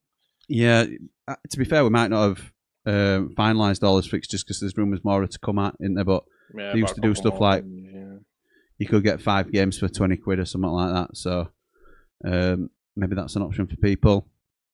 I think the plan is Bindon and Anel with Robbo and Baptiste as backup. Keeping eyes peeled for a free signing if available to let Baptiste go on loan. Anel leaving will also make us actively look, says Russ. Yeah, it would. It would. Joe says, best bet in my opinion is 2 clear starting centre-backs, 1 decent rotation, and then someone who can play in the position as second choice, such as a Jimmy Dunn sort of player. Yeah, smart. Chris says, are we still in the race for Barry? We need a midfielder in the Grimes mould, a good right back. Missed out on Kessler Hayden, 2 centre-backs, Callum Doyle and Holding. Let's see what happens. This is the same thing, Chris, isn't it? Like, you are mentioning there players that we all know. And we're falling into that trap, which is absolutely right to do because we can't. What else can we compare them to? But I strongly doubt we will be in the race. Well, we won't be in the race for Grimes. Kessler Hayden's already gone. Callum Doyle, I would be surprised if we went for. We haven't stole one from Coventry this season yet. So. No, we haven't. I want Sakamoto. I'd have him. Yeah, decent player. Although a little bit inconsistent. Are you getting worried yet, Jim, about the lack of transfer activity or rumours? I'm very flaky with that sort of thing, Chris. I'll be honest. I am very flaky with that. Every knee shall bow, says Davy Trades. Every knee shall bow and every knee shall bow. He says it 3 times. Mods, says Max. Mods, get over here. Joe says, Chris, on proven championship players, last season we got Burrows, Cooper, Raksaki, Gilchrist, Campbell, kind of, McCallum.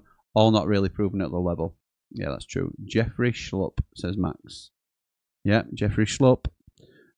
Someone said this before, but Tom Watson on loan, yes, please. And Doak on the other side. Matt, that would be a dream. That would be an absolute dream. Ray says, thoughts on all this razzmatazz, guys? Not for me at football matches, but I'm old-fashioned. Yeah, I think half-time's lasting about, God knows how long. It's an half an hour half-time, I think, now. Yeah, and then imagine if it went to extra time and penalties. Honestly, are they going to have another performance in between that as well? Well, we're currently in the middle of a gig. It looks a bit like Live Aid or something like that's going on. So I don't know what's happening at the moment. They've had an interview with Cucurella. It's just... Yeah, it's Coldplay. It's Coldplay, yeah. With some guy fronting it at the front, singing away. I don't know who he is. Apologies. He's got physical disabilities, but I don't know who he is. He's absolutely buzzing to be there, though. Maybe he's... I don't know if he's translating, maybe, or... Translating, or... Yeah, maybe. Yeah, translating or doing sign language or something. Yeah, so this is the longest half time I've ever known in my life. I'm expecting Oasis to turn up in a minute. Can't mention Oasis. No. You know when our lads got back on Saturday. Yeah. What time did they land? They landed late. It was about 5:45 or something. I think I've seen. And a few hours later on Instagram, the All-Blasters at Oasis in Manchester. Of course he is. He was straight throwing his kit bag off at bus and straight up to Manchester. Doesn't surprise me. Doesn't surprise me one bit. I think our defence and strikers are actually one area, if not to worry about. How do you fit Peck, Davis, Hamer, O'Hare, and Arblaster into the team, and also find some wingers? Yeah, I agree. I wouldn't actually play with wingers. I think he will, but I would not play with wingers. I would play Burrows and Sariki as wingbacks personally. What about Mengi from Luton? I like him. Really like him. Benjamin Baboon.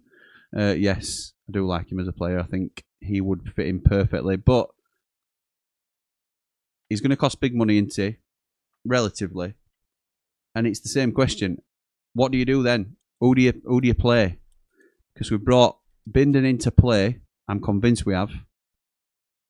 So if Bindon's your number one in terms of the selection, are you dropping an L? Which is a big call, isn't it? And even if you sell an L, we're still a centre-back short, so you'd have to bring in... We're back in the same rotation, aren't we? You called, oh master, says Bry. Yeah, it would. Max were calling for a treble commenter. But it's all right. They pay him 10 grand a week at Luton, Mengi. 10 grand a week? Mm-hmm. Really? Yep. I don't know how much we'd have to pay to get him out of there, though. That's the problem. I don't think he'd mind leaving League One. I don't think he'd mind, but he's on the contract. I'm not sure when his contract's up, to be honest. Maury says, are they singing Feed the World? Let them know it's Christmas time. I think he could perform with Coldplay in Oz, says David. Fair dues. Get your lighters out, guys, for the gig. Absolutely, yeah. I forgot my lighter. I don't smoke, so that'll probably be why. John says, please could you help me out? I'm trying to find out if... No, behave yourself. Behave yourself, John. Hope the American owners aren't getting ideas watching this halftime show. No, yeah, we'll see. Oh, Jack's under the spotlight now. What position does Schlupp play? He's a bit of a... I won't say Swiss Army knife, but he has played in numerous positions. I think he's probably more comfortable down the left-hand side. Left back he's played predominantly. He can play left midfield.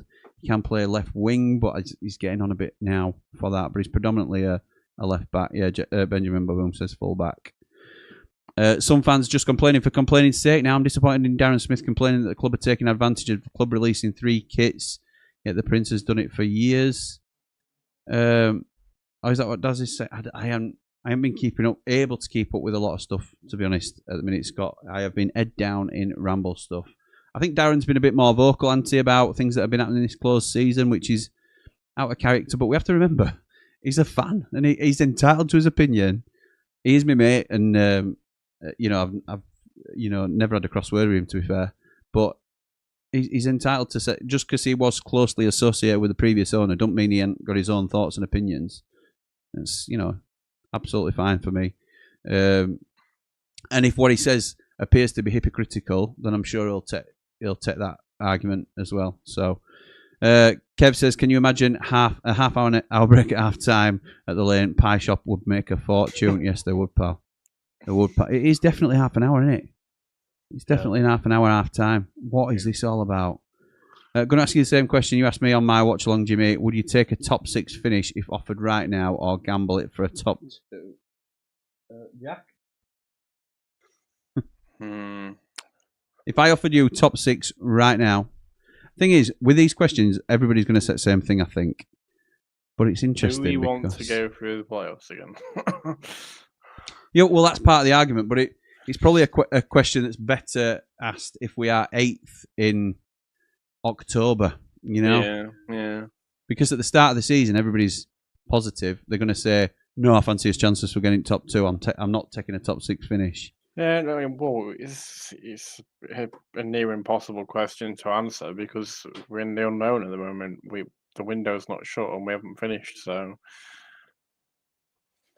we haven't even seen what other loans we're going to get yet. There might all be Premier League loans for all we know. So I think, Brett, this becomes a pertinent question, mate. Like I say, if we struggle, if we start off slow, let's say it that way. If we start off slow, we'll revisit the question in a couple of months, and then it's a much more juicy question. August isn't too bad though either, is it? No, it's not. It's In not. terms of the initial. Don't running. ask me around January time because I'll probably sell tech mid-table. We're starting off with Bristol City, so that's a good one to Don't be start with. overconfident. No, Don't be I'm over. not. But it's not a bad. It's not a bad fixture to start off with. I think we've got a decent start and a decent finish, but you never know, do you? We had a decent 3 games in a row. It's a complete unknown. That's running why I'm into end of interested season. to see the friendlies. See All where right, we're at. Joe says the noise on Barry has gone quiet in general, not just with us. That's right. Sorry, Jimmy, but my brother went yesterday to Oasis and said it was amazing. Don't you be sorry, pal. Don't you be sorry. We're going to be talking about that on 3MB, I think, tomorrow. Just cleanse my my thoughts on it. Yep, imagine this is at the Lane, especially at night games, half time. I'd never get home before 3 o'clock in the morning. I don't think many Blades would stay for this, would they? Particularly if they were 3-0 down like PSG are here. Coventry get 5% and Brighton get 10% for Gyökeres. Oh, interesting. Interesting, Max. I'd take top 6. Anything above will be a bonus, says Kev. Okay. Think big, I'll go home, Jim. Top 2 has to be the aim. I agree with that. I think I'd gamble for top 2, says Joe, because we should be good enough to get top 6 anyway. We should. And that is the key thing. Should. So, I'm going to ask you a really tricky question now. Jack, who do you think's winning this game tonight? Wow. I know. Crazy, isn't it? Crazy how Chelsea have gone 3-0 on his head, which they have done before, so it's not impossible, but... Look, PSG were 3-0 up against Real Madrid in quick time, weren't they, the other day? So, were it 3-0 before half an hour? Might have been 2-0. Yeah. I'll have a look, actually, see when to bed very quickly. The goals were scored, because it was incredible, really, how it came about. If Chelsea win this, we'll never hear the end of it. Yes, that is true. That is very true. We won the first Club World Cup. Oh, God, yeah. And now we're going to sign half of the Premier League. True, very true. PSG. Yep, they were 3-0 up after 24 minutes. So, write them off at your peril. Interesting. Very interesting. Not over yet, is it? No. Who was that band that said that? It's not over, not over, not over, not over yet. It's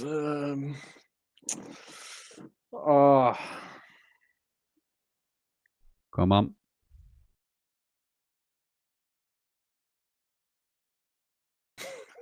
got it on my Spotify as well. I got it can't even what? think of the band. I've got it on my Spotify and I can't even think of the band.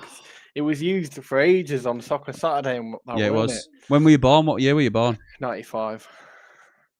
So you were alive, I think, when this came out. Yeah. Well, I mean, that's irrelevant anyway. I like 80s and all sorts. So. Do you? Yeah. Yeah, I go to a lot of gigs, mate. Do you give up? I went to see Billy Ocean the other week. Absolutely top class. Yeah. Top class. Red Light Spells Danger. One of the best songs ever written. Went to Nottingham. It was at the theatre. Yeah. And we are not off yet because he stood well away from the ball in the centre spot, even though ref looks ready to blow a whistle. Wonder if they're just going to have a shot from halfway. Sanchez isn't awake, it'll go in. They have just launched it towards Chelsea's, towards corner flag basically, and given Chelsea a throw in right deep in their own half. Interesting. Well, they're trying to just overload their defence, catch them out. I'd gamble on top 2, says Luke. The Claxons, says Maury. No, it wasn't the Claxons. I need to double check actually. I think I know who it is. Very little known band. You're checking now, aren't you? I'm going on my Spotify. You check it. What a cheat. What a cheat. Because the Claxons did do it, but was it their song initially? Don't think so. Anyway, been keeping up with the cricket. Been a rate test settled for an all-timer tomorrow. I've not been keeping up with it, pal. I've not, and to be honest, my dad will be disappointed because we're a big sport family, and I'm only really bothered about footy, boxing, bit of tennis at Wimbledon time. Don't mind a bit of rugby. Oh, here come PSG! Ooh. Robert Sanchez just out for the deflected cross. Oh, wait, no, says Maury. He's going to Google it now. Claxons, says Danny. What? Correct, Luke. Correct. I don't know if you've Googled that, but it was Grace. It was Grace. Yeah, Full-time 3-3. 1996. PSG Claxons to win. did it. Covered it later on. To win on PKs. I don't think that's happening, Ian. I might be wrong, but it should be all PSG now, I would have thought. Been a great day today for sport lovers. It has, Ray. It absolutely has, mate. Yeah, so Grace 96, Claxons did it in 2007. Oh, did they? Yeah. Oh. Here come PSG again. Sanchez spills it, but it's cleared by Chelsea. PSG have started on fire. Would you guys take Craig Dawson on a free? Yes. Senior centre-back with bags of experience could depend on... Oh, that was close. Are you miles behind me? About 20 seconds difference, I think. Have you got a TV in the room? Not in this room, it's behind me. Oh, As right, you can okay. see, it's over there. I couldn't see it. I didn't know what it was. So I'd have to watch it and turn it. Yeah, don't do that. I'll cut a mask out and put it on back of my head. Nice. Yeah. I Even like that. nose or Man Mountain. Yeah, that Man Mountain, really. He gets the clicks. They're like Voldemort from Housewife's Harry favourite. Potter. Yes, I would take Craig Dawson. I think he'd be a really good figure to have around the camp. Not necessarily to start, but that's exactly the sort of thing we're talking about in terms of experience. It doesn't excite me. That's the thing. That's the dodgy dilemma that you're in, I suppose. Which song are you on about, Jim? It's Grace. Not Over Yet, is it called? It's not over, not over, not over, not over yet. Got to say, as a Wakefield lad, you should have been following Trinity. I do very loosely. My dad's got a season ticket to Trin, and he does ask me if I want to go every now and again. But it's rare that I'm free to go, because it's one of the things, really. But I don't mind it. I've been before with him a few times. Excuse me. Jimmy, did you see Cal Fowler thinks Bindon is here to replace a Nell? Not a bad shout. We should almost certainly be bringing in a new permanent centre-half if he leaves. That's an assumption from Cal. I know he thinks that because we've been speaking about it, but and he might be right. He might be right. It's certainly... to be honest, both might be true. Did he play under Sayers at Reading? That's the real question. Was he left centre back or He was right left centre back at Reading. And that's when Sayers was there as well. And he's right-footed. Yeah, I believe so. Well, there you go. Then. I can't. Is he really? Surely he's going to replace Robinson then. But but he's right-footed, so he can play either side. Yeah. It just gives you the option.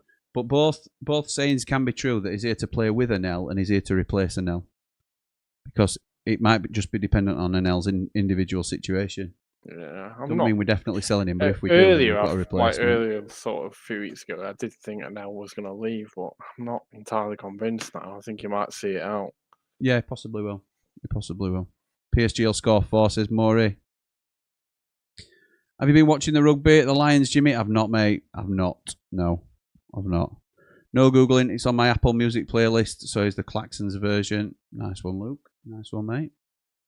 My dad was a Wakey lad and loved the rugby. Unfortunately, he was a Leeds supporter too. It's all right. I've got a few mates who are Rhinos. Can't have it all.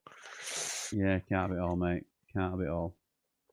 PSG are bang up for this second half, by the way. Ben says, I think the free agents will be experienced Prem players. The loans will be young and the fees will be unknown. Foreign gems. Or the Blazer Paula Rambles. Like and subscribe. Yeah, I agree with that. But I think some of the perms will be young as well. We seem to be aiming very low in terms of age. It was Grace who sang that. Yes, it was, Matthew, mate. I mean, the Barry links with Bindon went quiet before we signed him, so maybe he's coming in. Hopefully, anyway, says Spanish Blades. Yes. Are you watching on DAZN, Jim? Channel 5 is in front of you both, I think. I'm on Channel 5, me, pal. Yeah, but you're watching it live on TV instead of through the internet, aren't you? Yes. Yeah, it's the internet that always puts you Having said that, mine is through my Sky box, so I select it on Sky. So they might, if those watching on genuine terrestrial, might be slightly in front of us. Oh, nice. How has he saved that? How has he saved that? The ball went through. I think it was Doué that played the ball across the box, across the 6-yard line. Defender misses it. Dembele turns. It sort of ricochets off defender. Dembele turns and shoots. Pinpoint shot on goal. And Sanchez gets down and palms it away. Incredible save. Came off. Colwell set him up. Yeah, it came off. It went through his legs, but we were trying to get a touch. Yeah. Dembele's got a score, and it's a great save from Sanchez. But even before that, he left Enzo Fernandez for dust. That tells you that it's not your day, doesn't it? When them don't go in. João Pedro now leading the break forward. Here comes Cole Palmer. And he slot him through again. He can. João Pedro now down right hand side. Not really where you want him. He's going to go backwards. He's just holding ball here. Allowing him time to get back into shape. Wants a free kick. He's not going to get it. Yeah, he definitely played for that.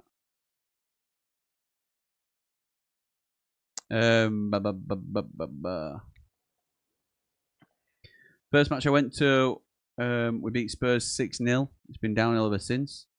I don't even remember that. Do you lads have a second team? I have a soft spot for Cambridge United as I lived there from 5 until 20. I had a junior season ticket for a couple of seasons. Have you got a second team, Jack?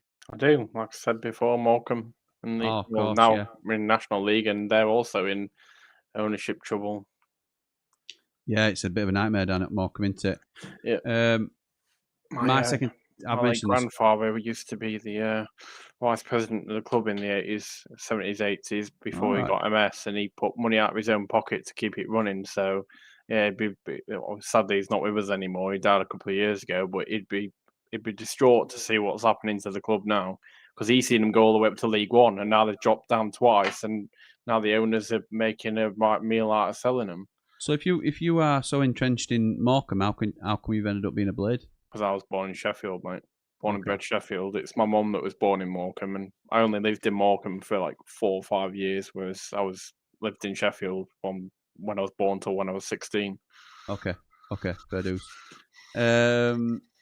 My second team, I've spoken about it a few times, is Bradford City. I haven't really got a second team. I don't class them as my second team, but a team I've got a lot of affection for is Bradford. It's a long shot from distance. PSG, it goes wide.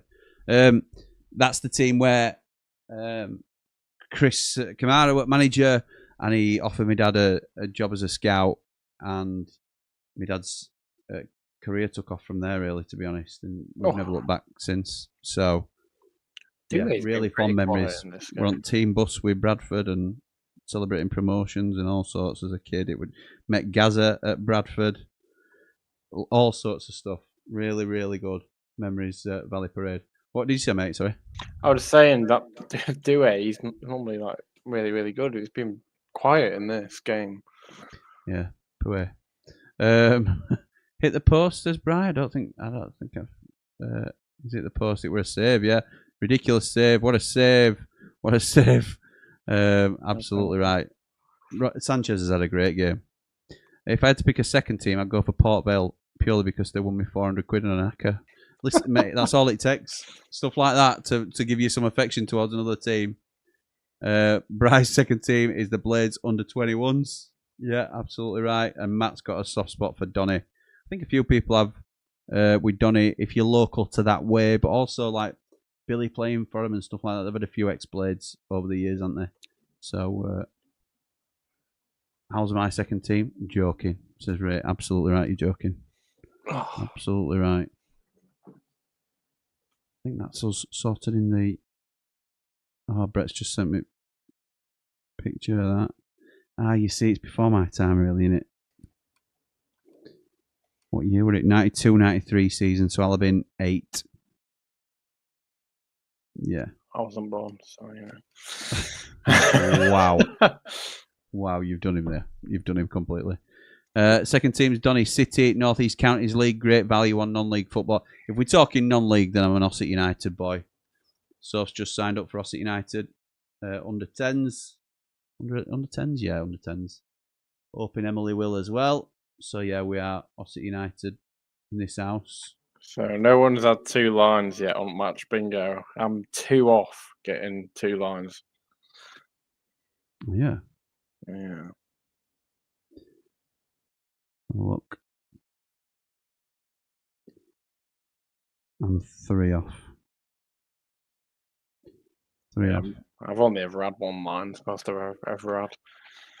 And do you know what? I'm going to get it as well. It's just a matter of time, I think. And I need 5 minutes injury time at end of game.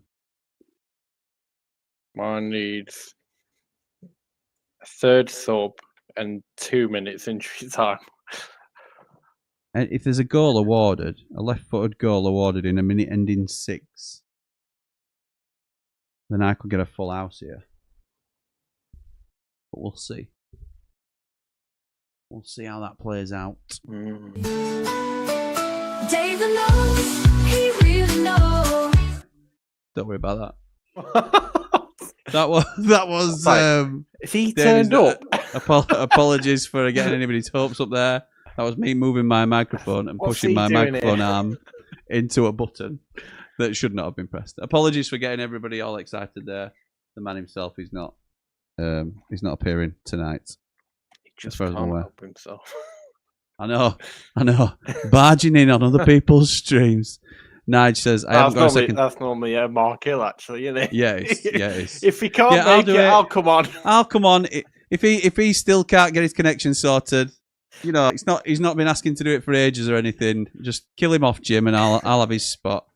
I haven't got a second team, but I like to see small clubs do well in cup competitions. But out of the football season, I love BTCC. Help me out, Nige. The ref letting Hakimi get away with another one. You say it like I'm watching game here, Luke. I have a soft spot for the F6 lot. It's a swamp. Yeah, soft spot. I get you. My second team is England. Lewis with the Tommy Topper. You can't use it. England's not a. That's your nationality. Come on. That must be why the ground's all rusted, Dave. Yes, that's absolutely right. Danny says, I like what we're doing recruitment-wise. I don't want to see us overpaying. However, I would like to see us drop some more money on at least 1 or 2 players with a bit of extra sauce to complement Hamer. Yeah, I think that's fair, Dan. I think that's fair, mate. I don't mind that at all. I thought special guest was coming on then, Dave the Nose. I know. Sorry, I've spoilt it there, haven't I? Letting you think you were getting a bit of nose action. Surely that was going in. Enzo's holding the back of his thigh, but looks like he's going to be absolutely fine. Just a little bit of time wasting there because they're 3-0 up and PSG are turning the screw. Cross comes in. Oh, and it's headed away by João Pedro. Oh, he's looking like an incredible signing already. Sheffield United in England. No wonder I'm going great. Tough paper around that. Just say you haven't got a second team, Lewis, if that's the case. Because England do not count. It's normally like family link or where you live, innit? Yeah, absolutely. My second team is the best team in Scotland, says Dodgy Motson. Yeah, Rangers. He's a Rangers boy.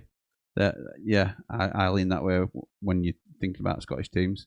As a professional, ever hand orange covering eyes. As professional as ever, hand orange cover. I think it's it's one of them, innit? Professional as ever. Dave the Nose intro playing halfway through the stream. Hey up, Jimmy mate, says Ricky. Up the blades, up behind the ramble. Hey up, pal. Hope you're doing very well. Jim's screen format has changed. Has it? Oh yeah, it has. Yeah, thanks. Yeah. Hang on. There we go. That's the one we want. That's what we want. Thank you, Bri. Thank you, my old mate. 5-1. England, just to keep you updated. Nice one. Nice. That's good to know. Well, I'll be them through then. Yeah, it certainly will. Why are the Wendy's called the Owls? Because everyone says Wednesday. Sheffield who? Sheffield who? British Touring Car Championship, Jimmy, sorry. All right, okay. Thank you, mate. I just needed that clarification because I ain't got a clue. Don't really have a second team, just one for different countries. Dortmund, Ajax, AC Milan. So pretty much all the best ones. Glorious support. Yeah, wow. Well, he's a blade, isn't he? So I'll let him have that because he certainly don't get glory with us, does he? Kelty Artsjord, meaning best Scottish team. Hope Jamie Dumpling doesn't what? Pablo says, thought we were having a smelly brain surprise then. I know, up the blades of Paul the Ramble. Sorry to disappoint. He will be here tomorrow. He'll be joining us tomorrow night. 3 Mardy Blades are back on the Blades Ramble. We would normally be on a Sunday night. So there you go. That's just to wet your whistle a little bit. Wash your mouth out, Maury, lad, says Geordie boy. Hope your head's all right this morning, Jord. Or today, should I say. After a very good night last night, for those that missed it, I picked up Jord in the Uber last night. We've been at a wedding. Mark Meldrew was on the sauce last night for his birthday. Certainly was. It's happy birthday to Mark, by the way. Yes, happy birthday to Mark Meldrew.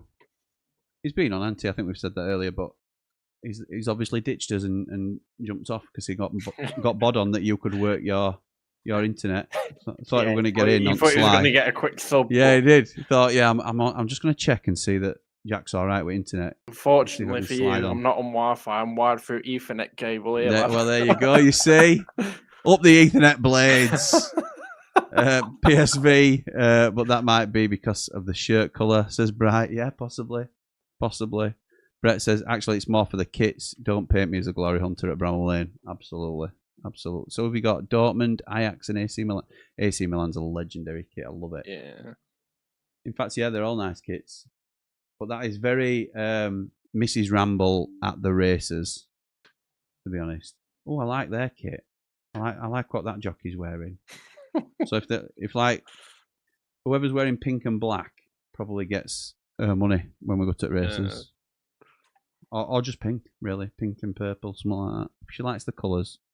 I've been back out today, Jim. Lad, finished the weekend in style. Good boy, mate. Just top it up, eh? Just top it up.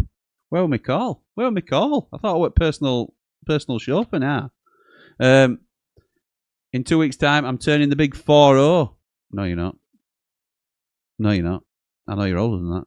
Oh, Matt, sorry. I'm thinking Brett then. You're turning 40 in 2 weeks. Yeah.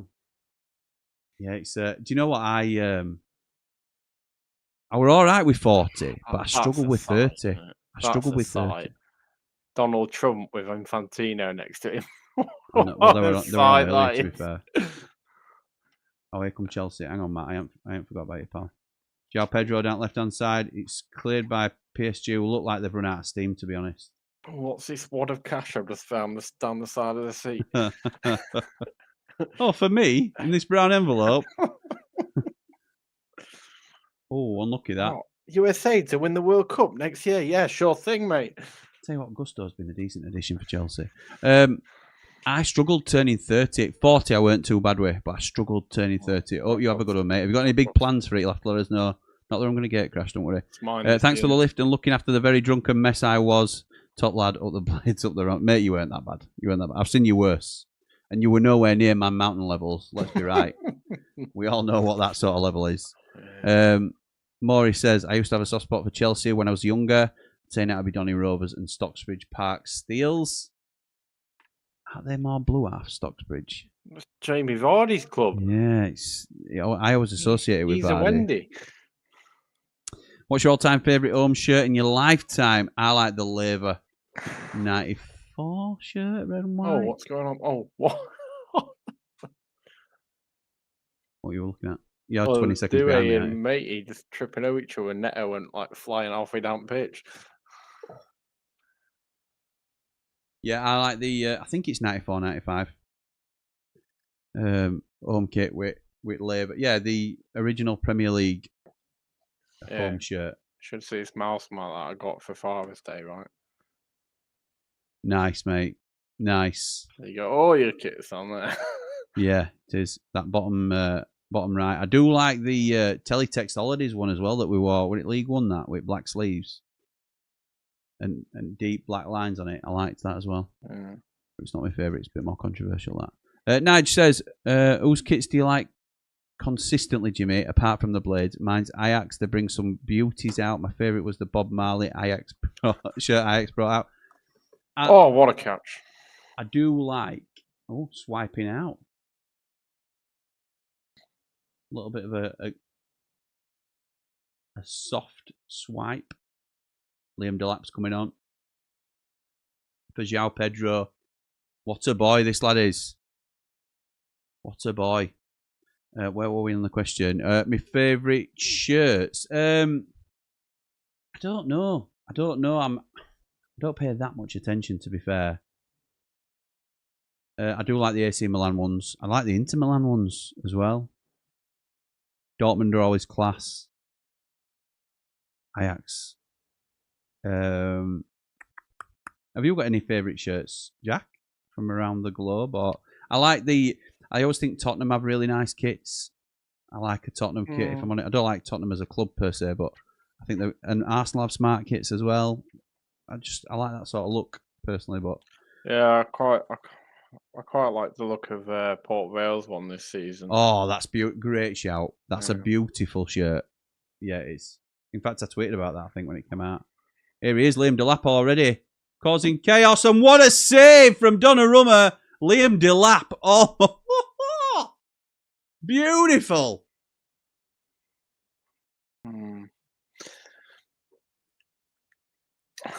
Oh, Chelsea going to win some trophies this season. Yes, they are. They're winning this one. It's a Hollywood save from Donnarumma. This is last season. No. Don't count. No. It's still in old kit, mate. They're playing pre-season friendlies. Delap. Great bit of work there. Absolutely brilliant. He loves a bit of niggle as well, doesn't he, Delap? You can see him. He's having a little bit of a push. I like this kid more and more. There's a few of them now. All having a little pop at Delap. He's wound them up. And ref's going to have a word with him now. Nah. Nah, he's a bit of a boy. I like him. Mr. V's just turned the game off, says Ian. Oh, I'm sorry to hear that. 30s at the point when it goes downhill with the bodily joints aching. Corner in. Punched away from Donnarumma. Chelsea pick it up. And he's shot off target from ice cold Palmer. Mental, innit? How Delap's gone from playing for Ipswich, who are losing week in, week out, to now in a cup final winning 3-0 with Chelsea against PSG. Yeah, it is. Pinching himself. How your career can change in an instant. Hey, we've got Ian here with this spanner. Way to go. Yes, we have, mate. I sorted that out yesterday. I messaged him all excited about it. Josh says, other than the obvious local clubs, who is your least favourite team? I've never forgiven West Ham for the Tevez season. Cheers, bastards. Who's your least favourite team, Jack?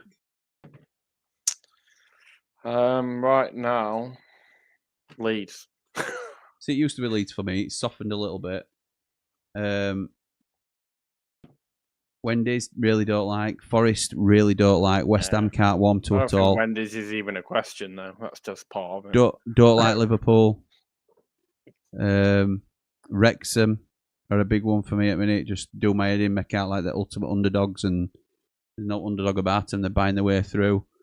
Both Manchester teams. I don't mind either of them, to be fair. Don't mind either of them.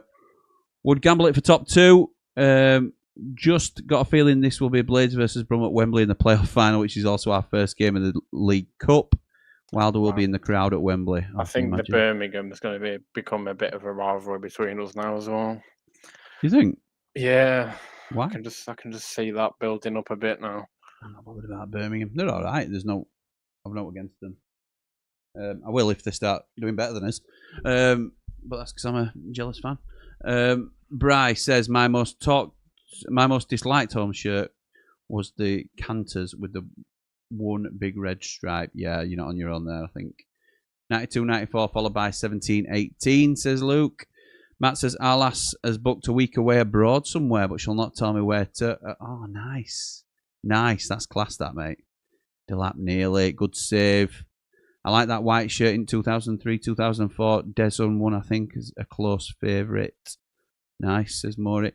I said the other day, these two Chelsea strikers might be something to watch next season. Yeah. Can you play Delap and João Pedro together?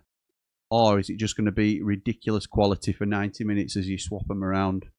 Because that's another option. I can't see them playing at the same time. No, I think the system says you've got to remember they're going to have so many fixtures as well. Because if they're doing this to PSG, they're going to be up there in the competitions. Absolutely, mate. I would so take Delap to the World Cup with England. Oh, mate, he's the Harry Kane successor. Him and Harvey Elliott should be stepping up now to the senior squad. He's our Harry Kane replacement. I'm telling you now, definitely. Turning 42 myself, says Lewis. Don't believe you. Not a day under 50, this lad. I'm joking. I've been struggling to turn ever since I was 30. Sampdoria is a nice, different kit. Sampdoria is a good shout. Reminds me of a cycling team. I think Chelsea will be in with a shout for the title this coming season. They look really good, says Ray. So it's a bold shout, but on this performance, they've played really well. I think they need some work in defence, if I'm honest. Because Sanchez has done really well a couple of times. Yeah. The Pigs 1,000%, says Matt. Yeah, Arsenal for me. Not an Arsenal fan at all. Kev says least favourite team, Leeds, Wendy's and Forest. That's a good treble. Notts Forest get on my nerves, to be honest, says Dodgy Motson. And the boys, I would assume, as well. Forest all day long, don't mind Arsenal. Sorry, treble. No worries, Kev, I got that, pal. Brett says, not struggle with any age. As old as I feel, I just wish retirement was closer. 22 next year. Least favourite teams are Leeds, Wendy's and Forest. Diamond shirt was the worst, Bright. It was an awful shirt, that diamond shirt. Ian, absolutely awful. That one's on here, isn't it? This one? Yeah. That one? Yeah, awful. Awful. Don't like it at all. Scooby-Doo is off. Yeah. Do-a. Oh. Long ball forward from PSG. It's headed back quite nicely to Roger Sanchez. If I oh, I think we got to end the comment. No. One coming through from Kev, I think. Best away shirt is Bassett's away shirt against Leicester away elimination green. Illuminous green, do you mean? Yes, the Illuminous green was nice. I really liked the white wards. The white wards kit, away kit, were my favourite. Yeah, that's on here as well. Although a lot of the, that one, it is, mate. Yeah, love that. I think it looks so smart. Yeah, that's a lot like the Port Vale one, isn't it? White and black. A lot of the fans' favourites is the Illuminous yellow one, isn't it? Or green, some might say. What, the Laver or the Ramsden's one? Laver. Yeah, not the Ramsden's. Bang in the middle there. I'm not sure that's the one I'm referring to be honest. I like the wards as well, the yellow and purple. Yes, yeah. Least favourite team, if mine, anybody giving it to anybody playing the Blades. PSG try and attack, and it's a foul on Cucurella, who will now stay down for a long time, I'm sure. And they're trying to get him up, but he's like, no, I think my leg is broken. I must lie down here for another 3 or 4 minutes. Neymar's good at that. Yeah, absolutely. Didn't like the away shirt with the sash across it. Is that the Laver one? The navy and purple, maybe? Best third kit is the one Jack's wearing. That and the black goalkeeper one was the best. Yes, I agree with that.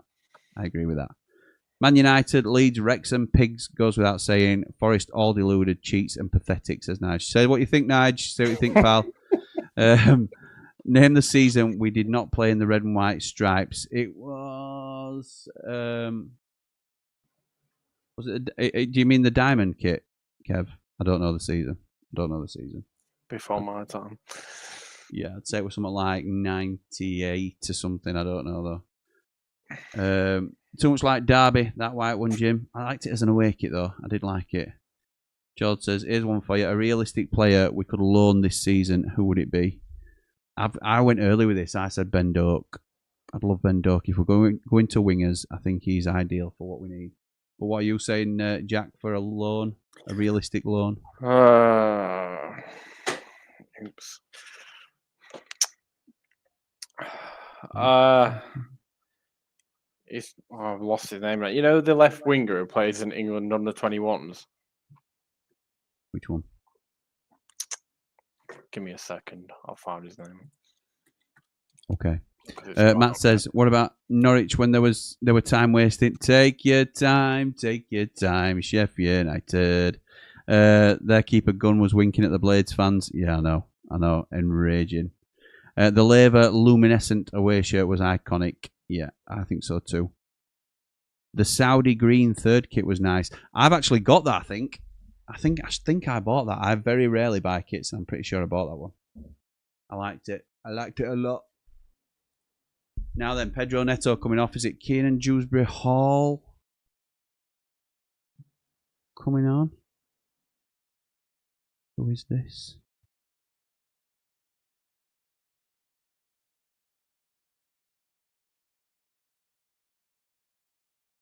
All right, okay. Yeah. Jonathan Rowe, I think. I'd like to get him on loan if we could. Oh, Jonathan Rowe? Yeah. The ex, yeah, so Ben said it'd be Remain SA or Jonathan Rowe. Ex Norwich, Jonathan Rowe. He is, but he plays at Marseille now, doesn't he? So he does, and he refused to play for Norwich when that move was potentially happening. So, questionable attitude straight away. Even if it is understandable, it's not the way we like to go about things. We'll see. I mean, I love Amari Hutchinson, but he's Ipswich, so I think we're talking about realistic. So. Yeah, that's the problem with that one. No, I know, mate. Luke says, "What about the 15-16 season with the pinstripes?" Didn't like it. Didn't like it at all. The white with the red pinstripes.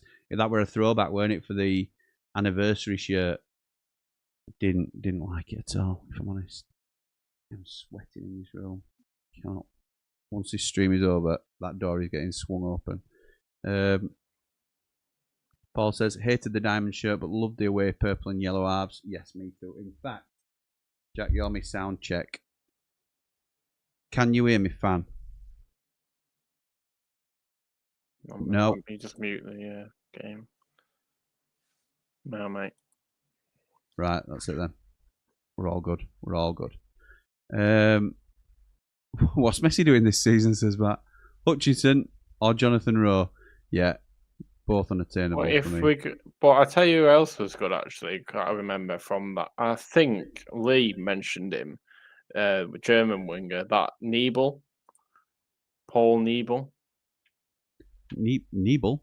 Yeah, plays for that Mainz 05 in Bundesliga. Okay. 22 years old. He was their left winger, Germany's under 21s. All right, okay. And I think that was one of the ones that Lee Bedridge was talking about. It doesn't surprise me because he does his own work, that boy. Yeah, he knows quite a lot of the European specialties, shall we say. Oh, Delap. Oh, unlucky boy, unlucky. Good save. The League One home shirt, the anniversary one, when we had Connor Salmon, was the worst kit, possibly the worst team I've ever seen in a Blades kit too. So Liam Delap there, bearing down on the centre half, who makes a mistake, robs him, gets round him, but Donnarumma's out quickly. I think it's taken too long to get it out of his feet. Sticks a leg out, and it's a corner to Chelsea.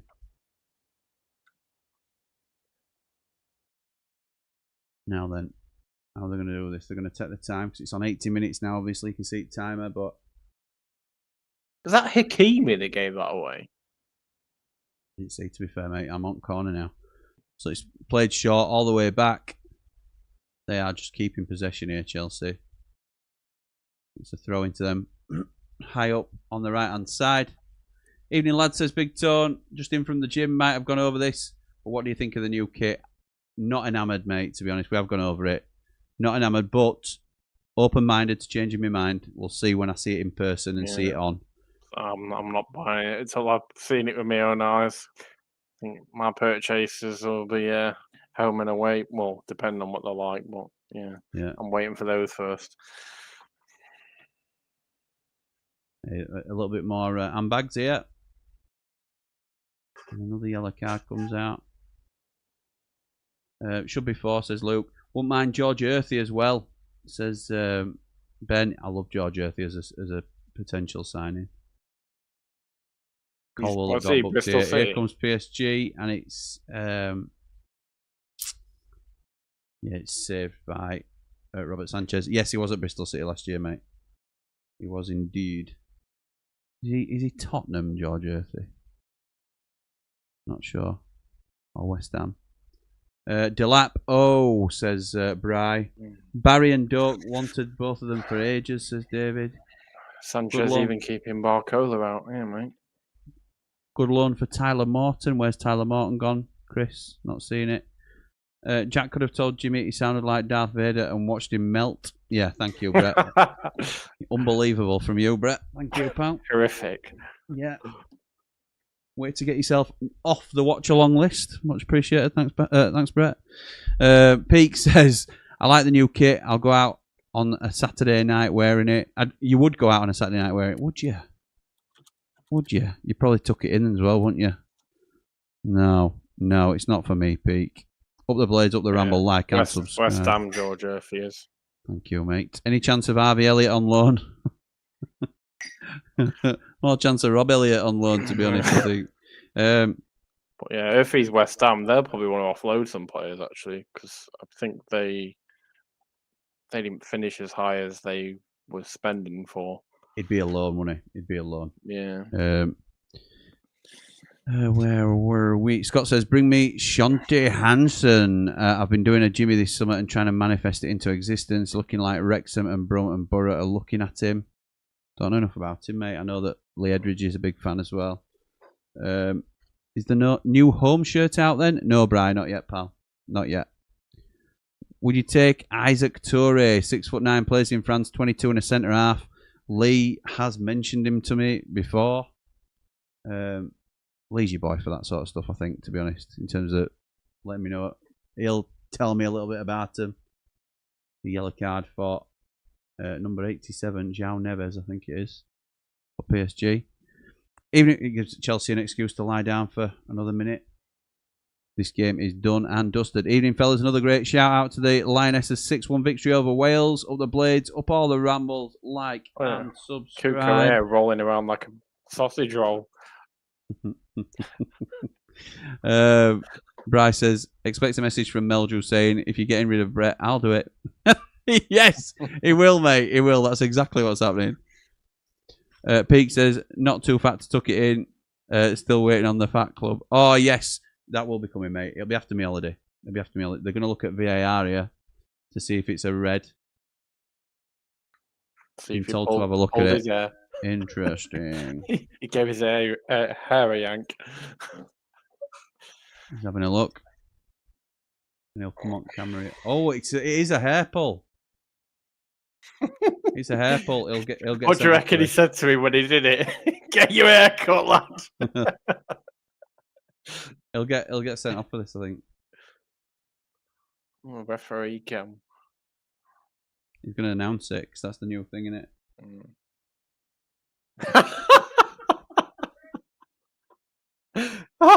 Brilliant. Violent conduct. He'll get sent off for that. Red card. João Neves. Violent conduct. Red card. Did anybody have that on the bingo card? Sun will always keep on rising. Someone's got 2 lines. Yes, they have, and I'm not happy about it. It's Ricky. You've got 1 line. BCFC Ricky. I don't know who this guy is. Bristol City. Is it Bristol or is it Birmingham? Yeah. It's not Sheffield United, that's for sure. So now I'm free off for full house now. Me too, mate. It's not going to happen. 2 minutes injury time. A goal in the first, 11th, 21st. Well, unless he scored in the 91st. Yeah. And it has to be a headed goal. You can write mine off.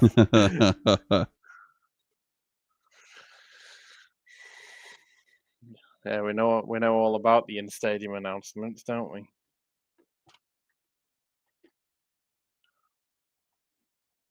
We went through that one at Wembley.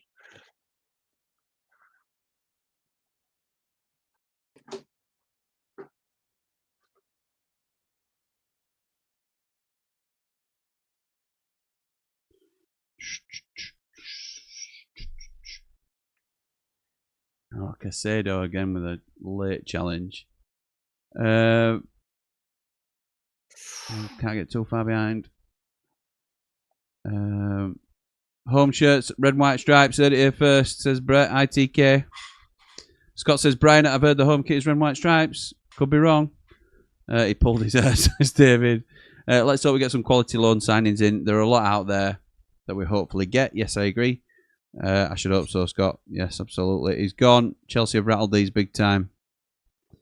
I know it's only a pre-season friendly, but I am rattled by Birmingham City beating Seville. I'm looking forward to York, I have to say. Oh, it's unlucky. Corner ball. Corner to PSG.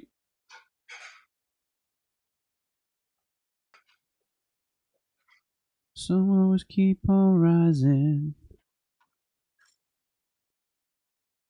And it's cleared. Oh, it's a poor clearance from Cole Palmer. Straight back out to PSG. Crossed in, fast post, and it's seen out really nicely by a very enthusiastic defender. Cucurella must be considering a haircut by now. Why would you?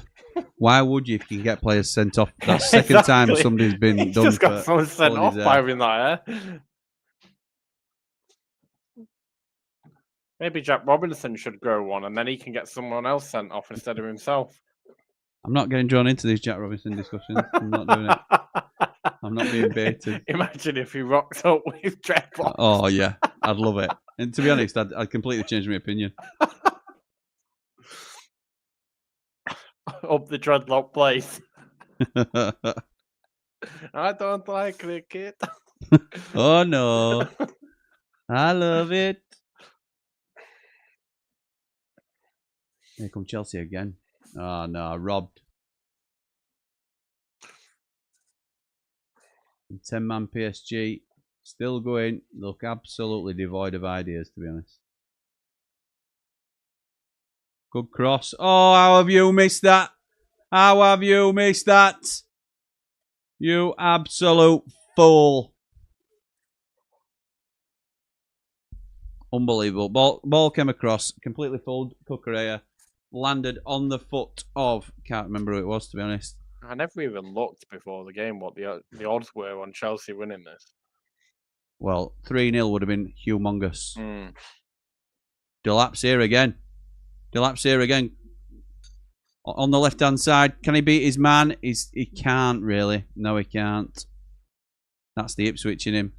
And he wins a free kick, though. That's good. That's the Chelsea in him. Man City. He's got to hurt Jim. Yeah, it has. I can't remember. It's been a long time since somebody pulled my hair, though, Brian, I'll be honest. I wonder if we get 4 loans again for right back, says Matt. Score prediction, Blades for Blades versus York. Are there any friendly games? There are loads more friendly games, yeah, if that's what you mean, Pete. But yeah, score for Blades and York, I would say... Well, it's completely random, innit? But I'd probably say about 3-0 Blades.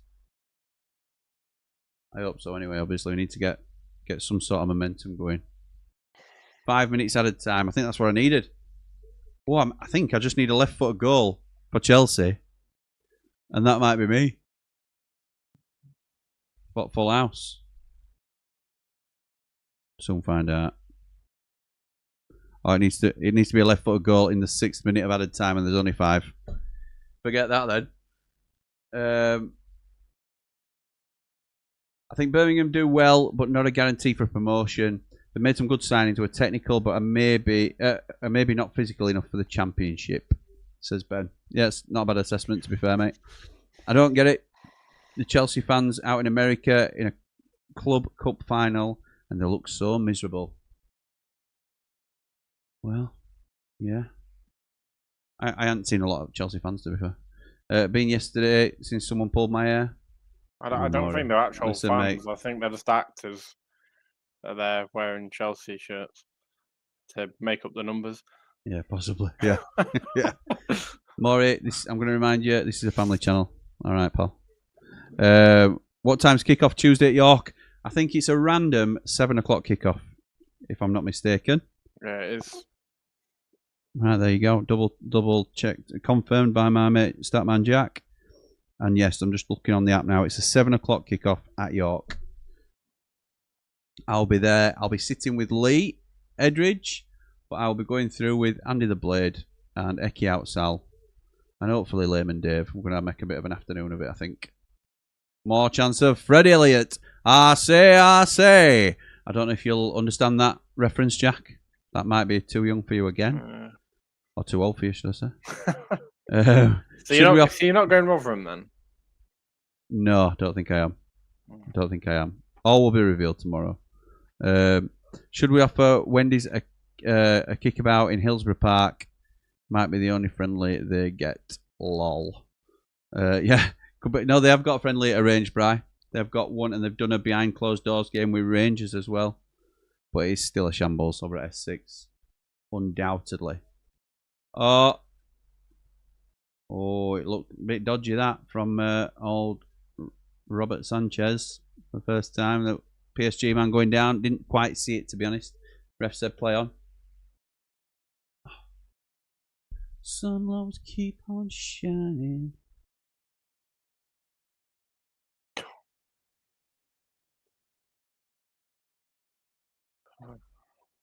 Brett says, only had my hair pulled once. Not even back then for 2 goes.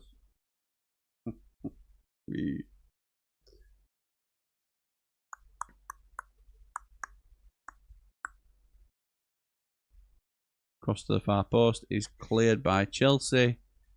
And here they come. Nkoko.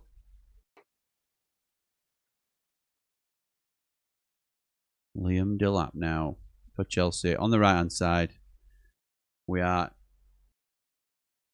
3.5 into 95 minutes, 5+ minutes of added time. It's a free kick to Chelsea, and Kunku's just won a free kick on the edge of the box, wide on the right hand side. Absolutely ludicrous challenge. Rightly gets a yellow card.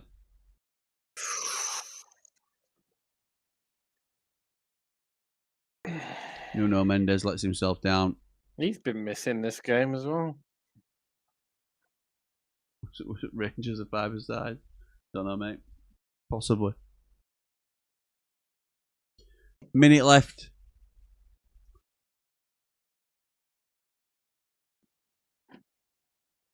Chelsea free kick now.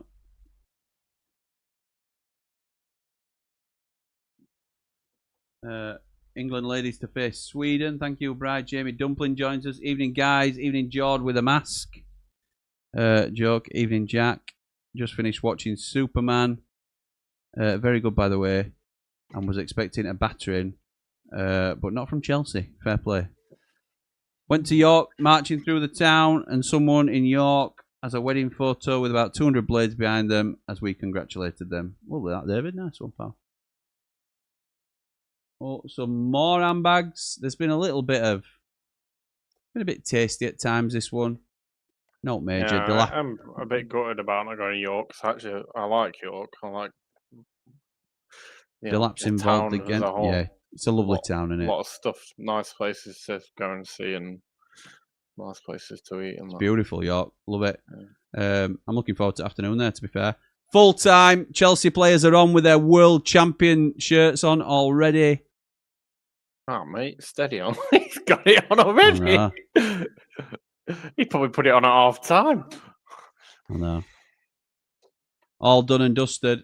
Chelsea win the FIFA Club World Cup. Well done, boys. Nice one.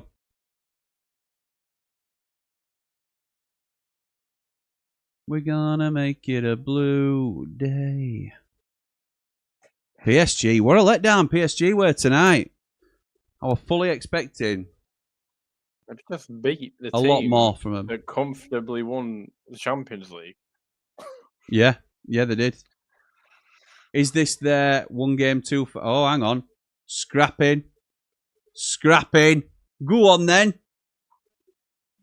A Chelsea player's gone down holding their face, had a little look around, see if anyone were around. I think he's back on his feet now. Donnarumma gets pulled away. I think it's Maresca that's pulled him away. It's João Pedro on the floor. Who's that? We all these like stewards with like the little side bags on him.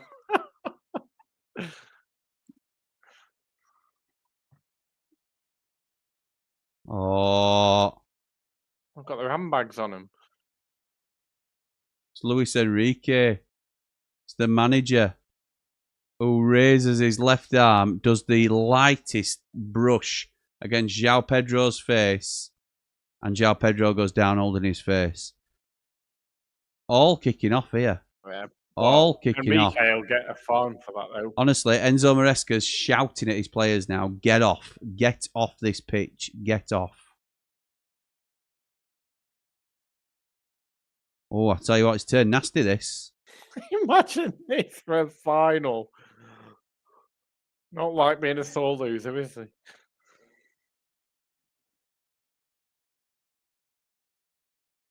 It's a shame, this, because Chelsea at winners, they should be allowed to stay on the pitch and celebrate. Well, I think that Enrique will be in trouble for that. Yeah, he will be in big, big trouble. Because he did go for Pedro's neck as well, actually. Yeah, he did.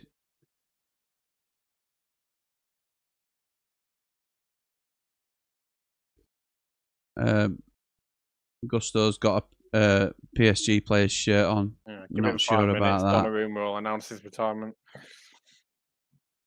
That Cole Palmer has been announced as a superior player of the match. Oh, superior. Yeah. So who's the inferior player of the match? Yeah. Yeah. Huh.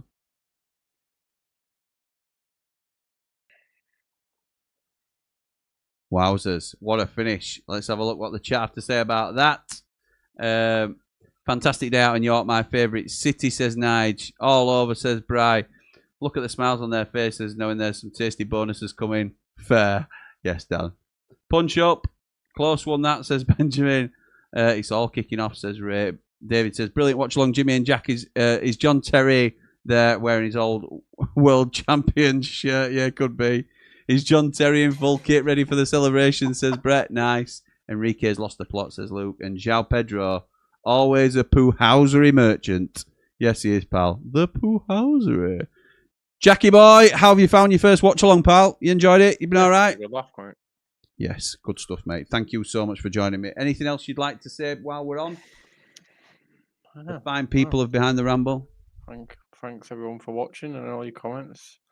I hope to see some of you at the games coming very soon. Absolutely right. I'm sure we will. So thank you to, as Jack says, thank you to Jack for joining me. Really enjoyed it tonight, as always. It's been brilliant. I've really enjoyed having these alternative co-hosts on. It's just it's something different for the channel, and we like to experiment and try new things. So thank you to Jack, first and foremost, and all of my hosts throughout the tournament and the internationals before that. It's been brilliant. I really enjoyed it. And thank you to everybody in the comments for joining in with us and watching the game. Really enjoyed it tonight. The tournament's been interesting. I've enjoyed it in parts. Other parts, the football's not been great, but the banter's always been decent. So thank you to everybody, as always. We're back tomorrow night on the Blades Ramble for 3 Mardy Blades at 7 o'clock. Hope to see you there. But for now, come on, you red and white wizards. Hop the Blades! Hey!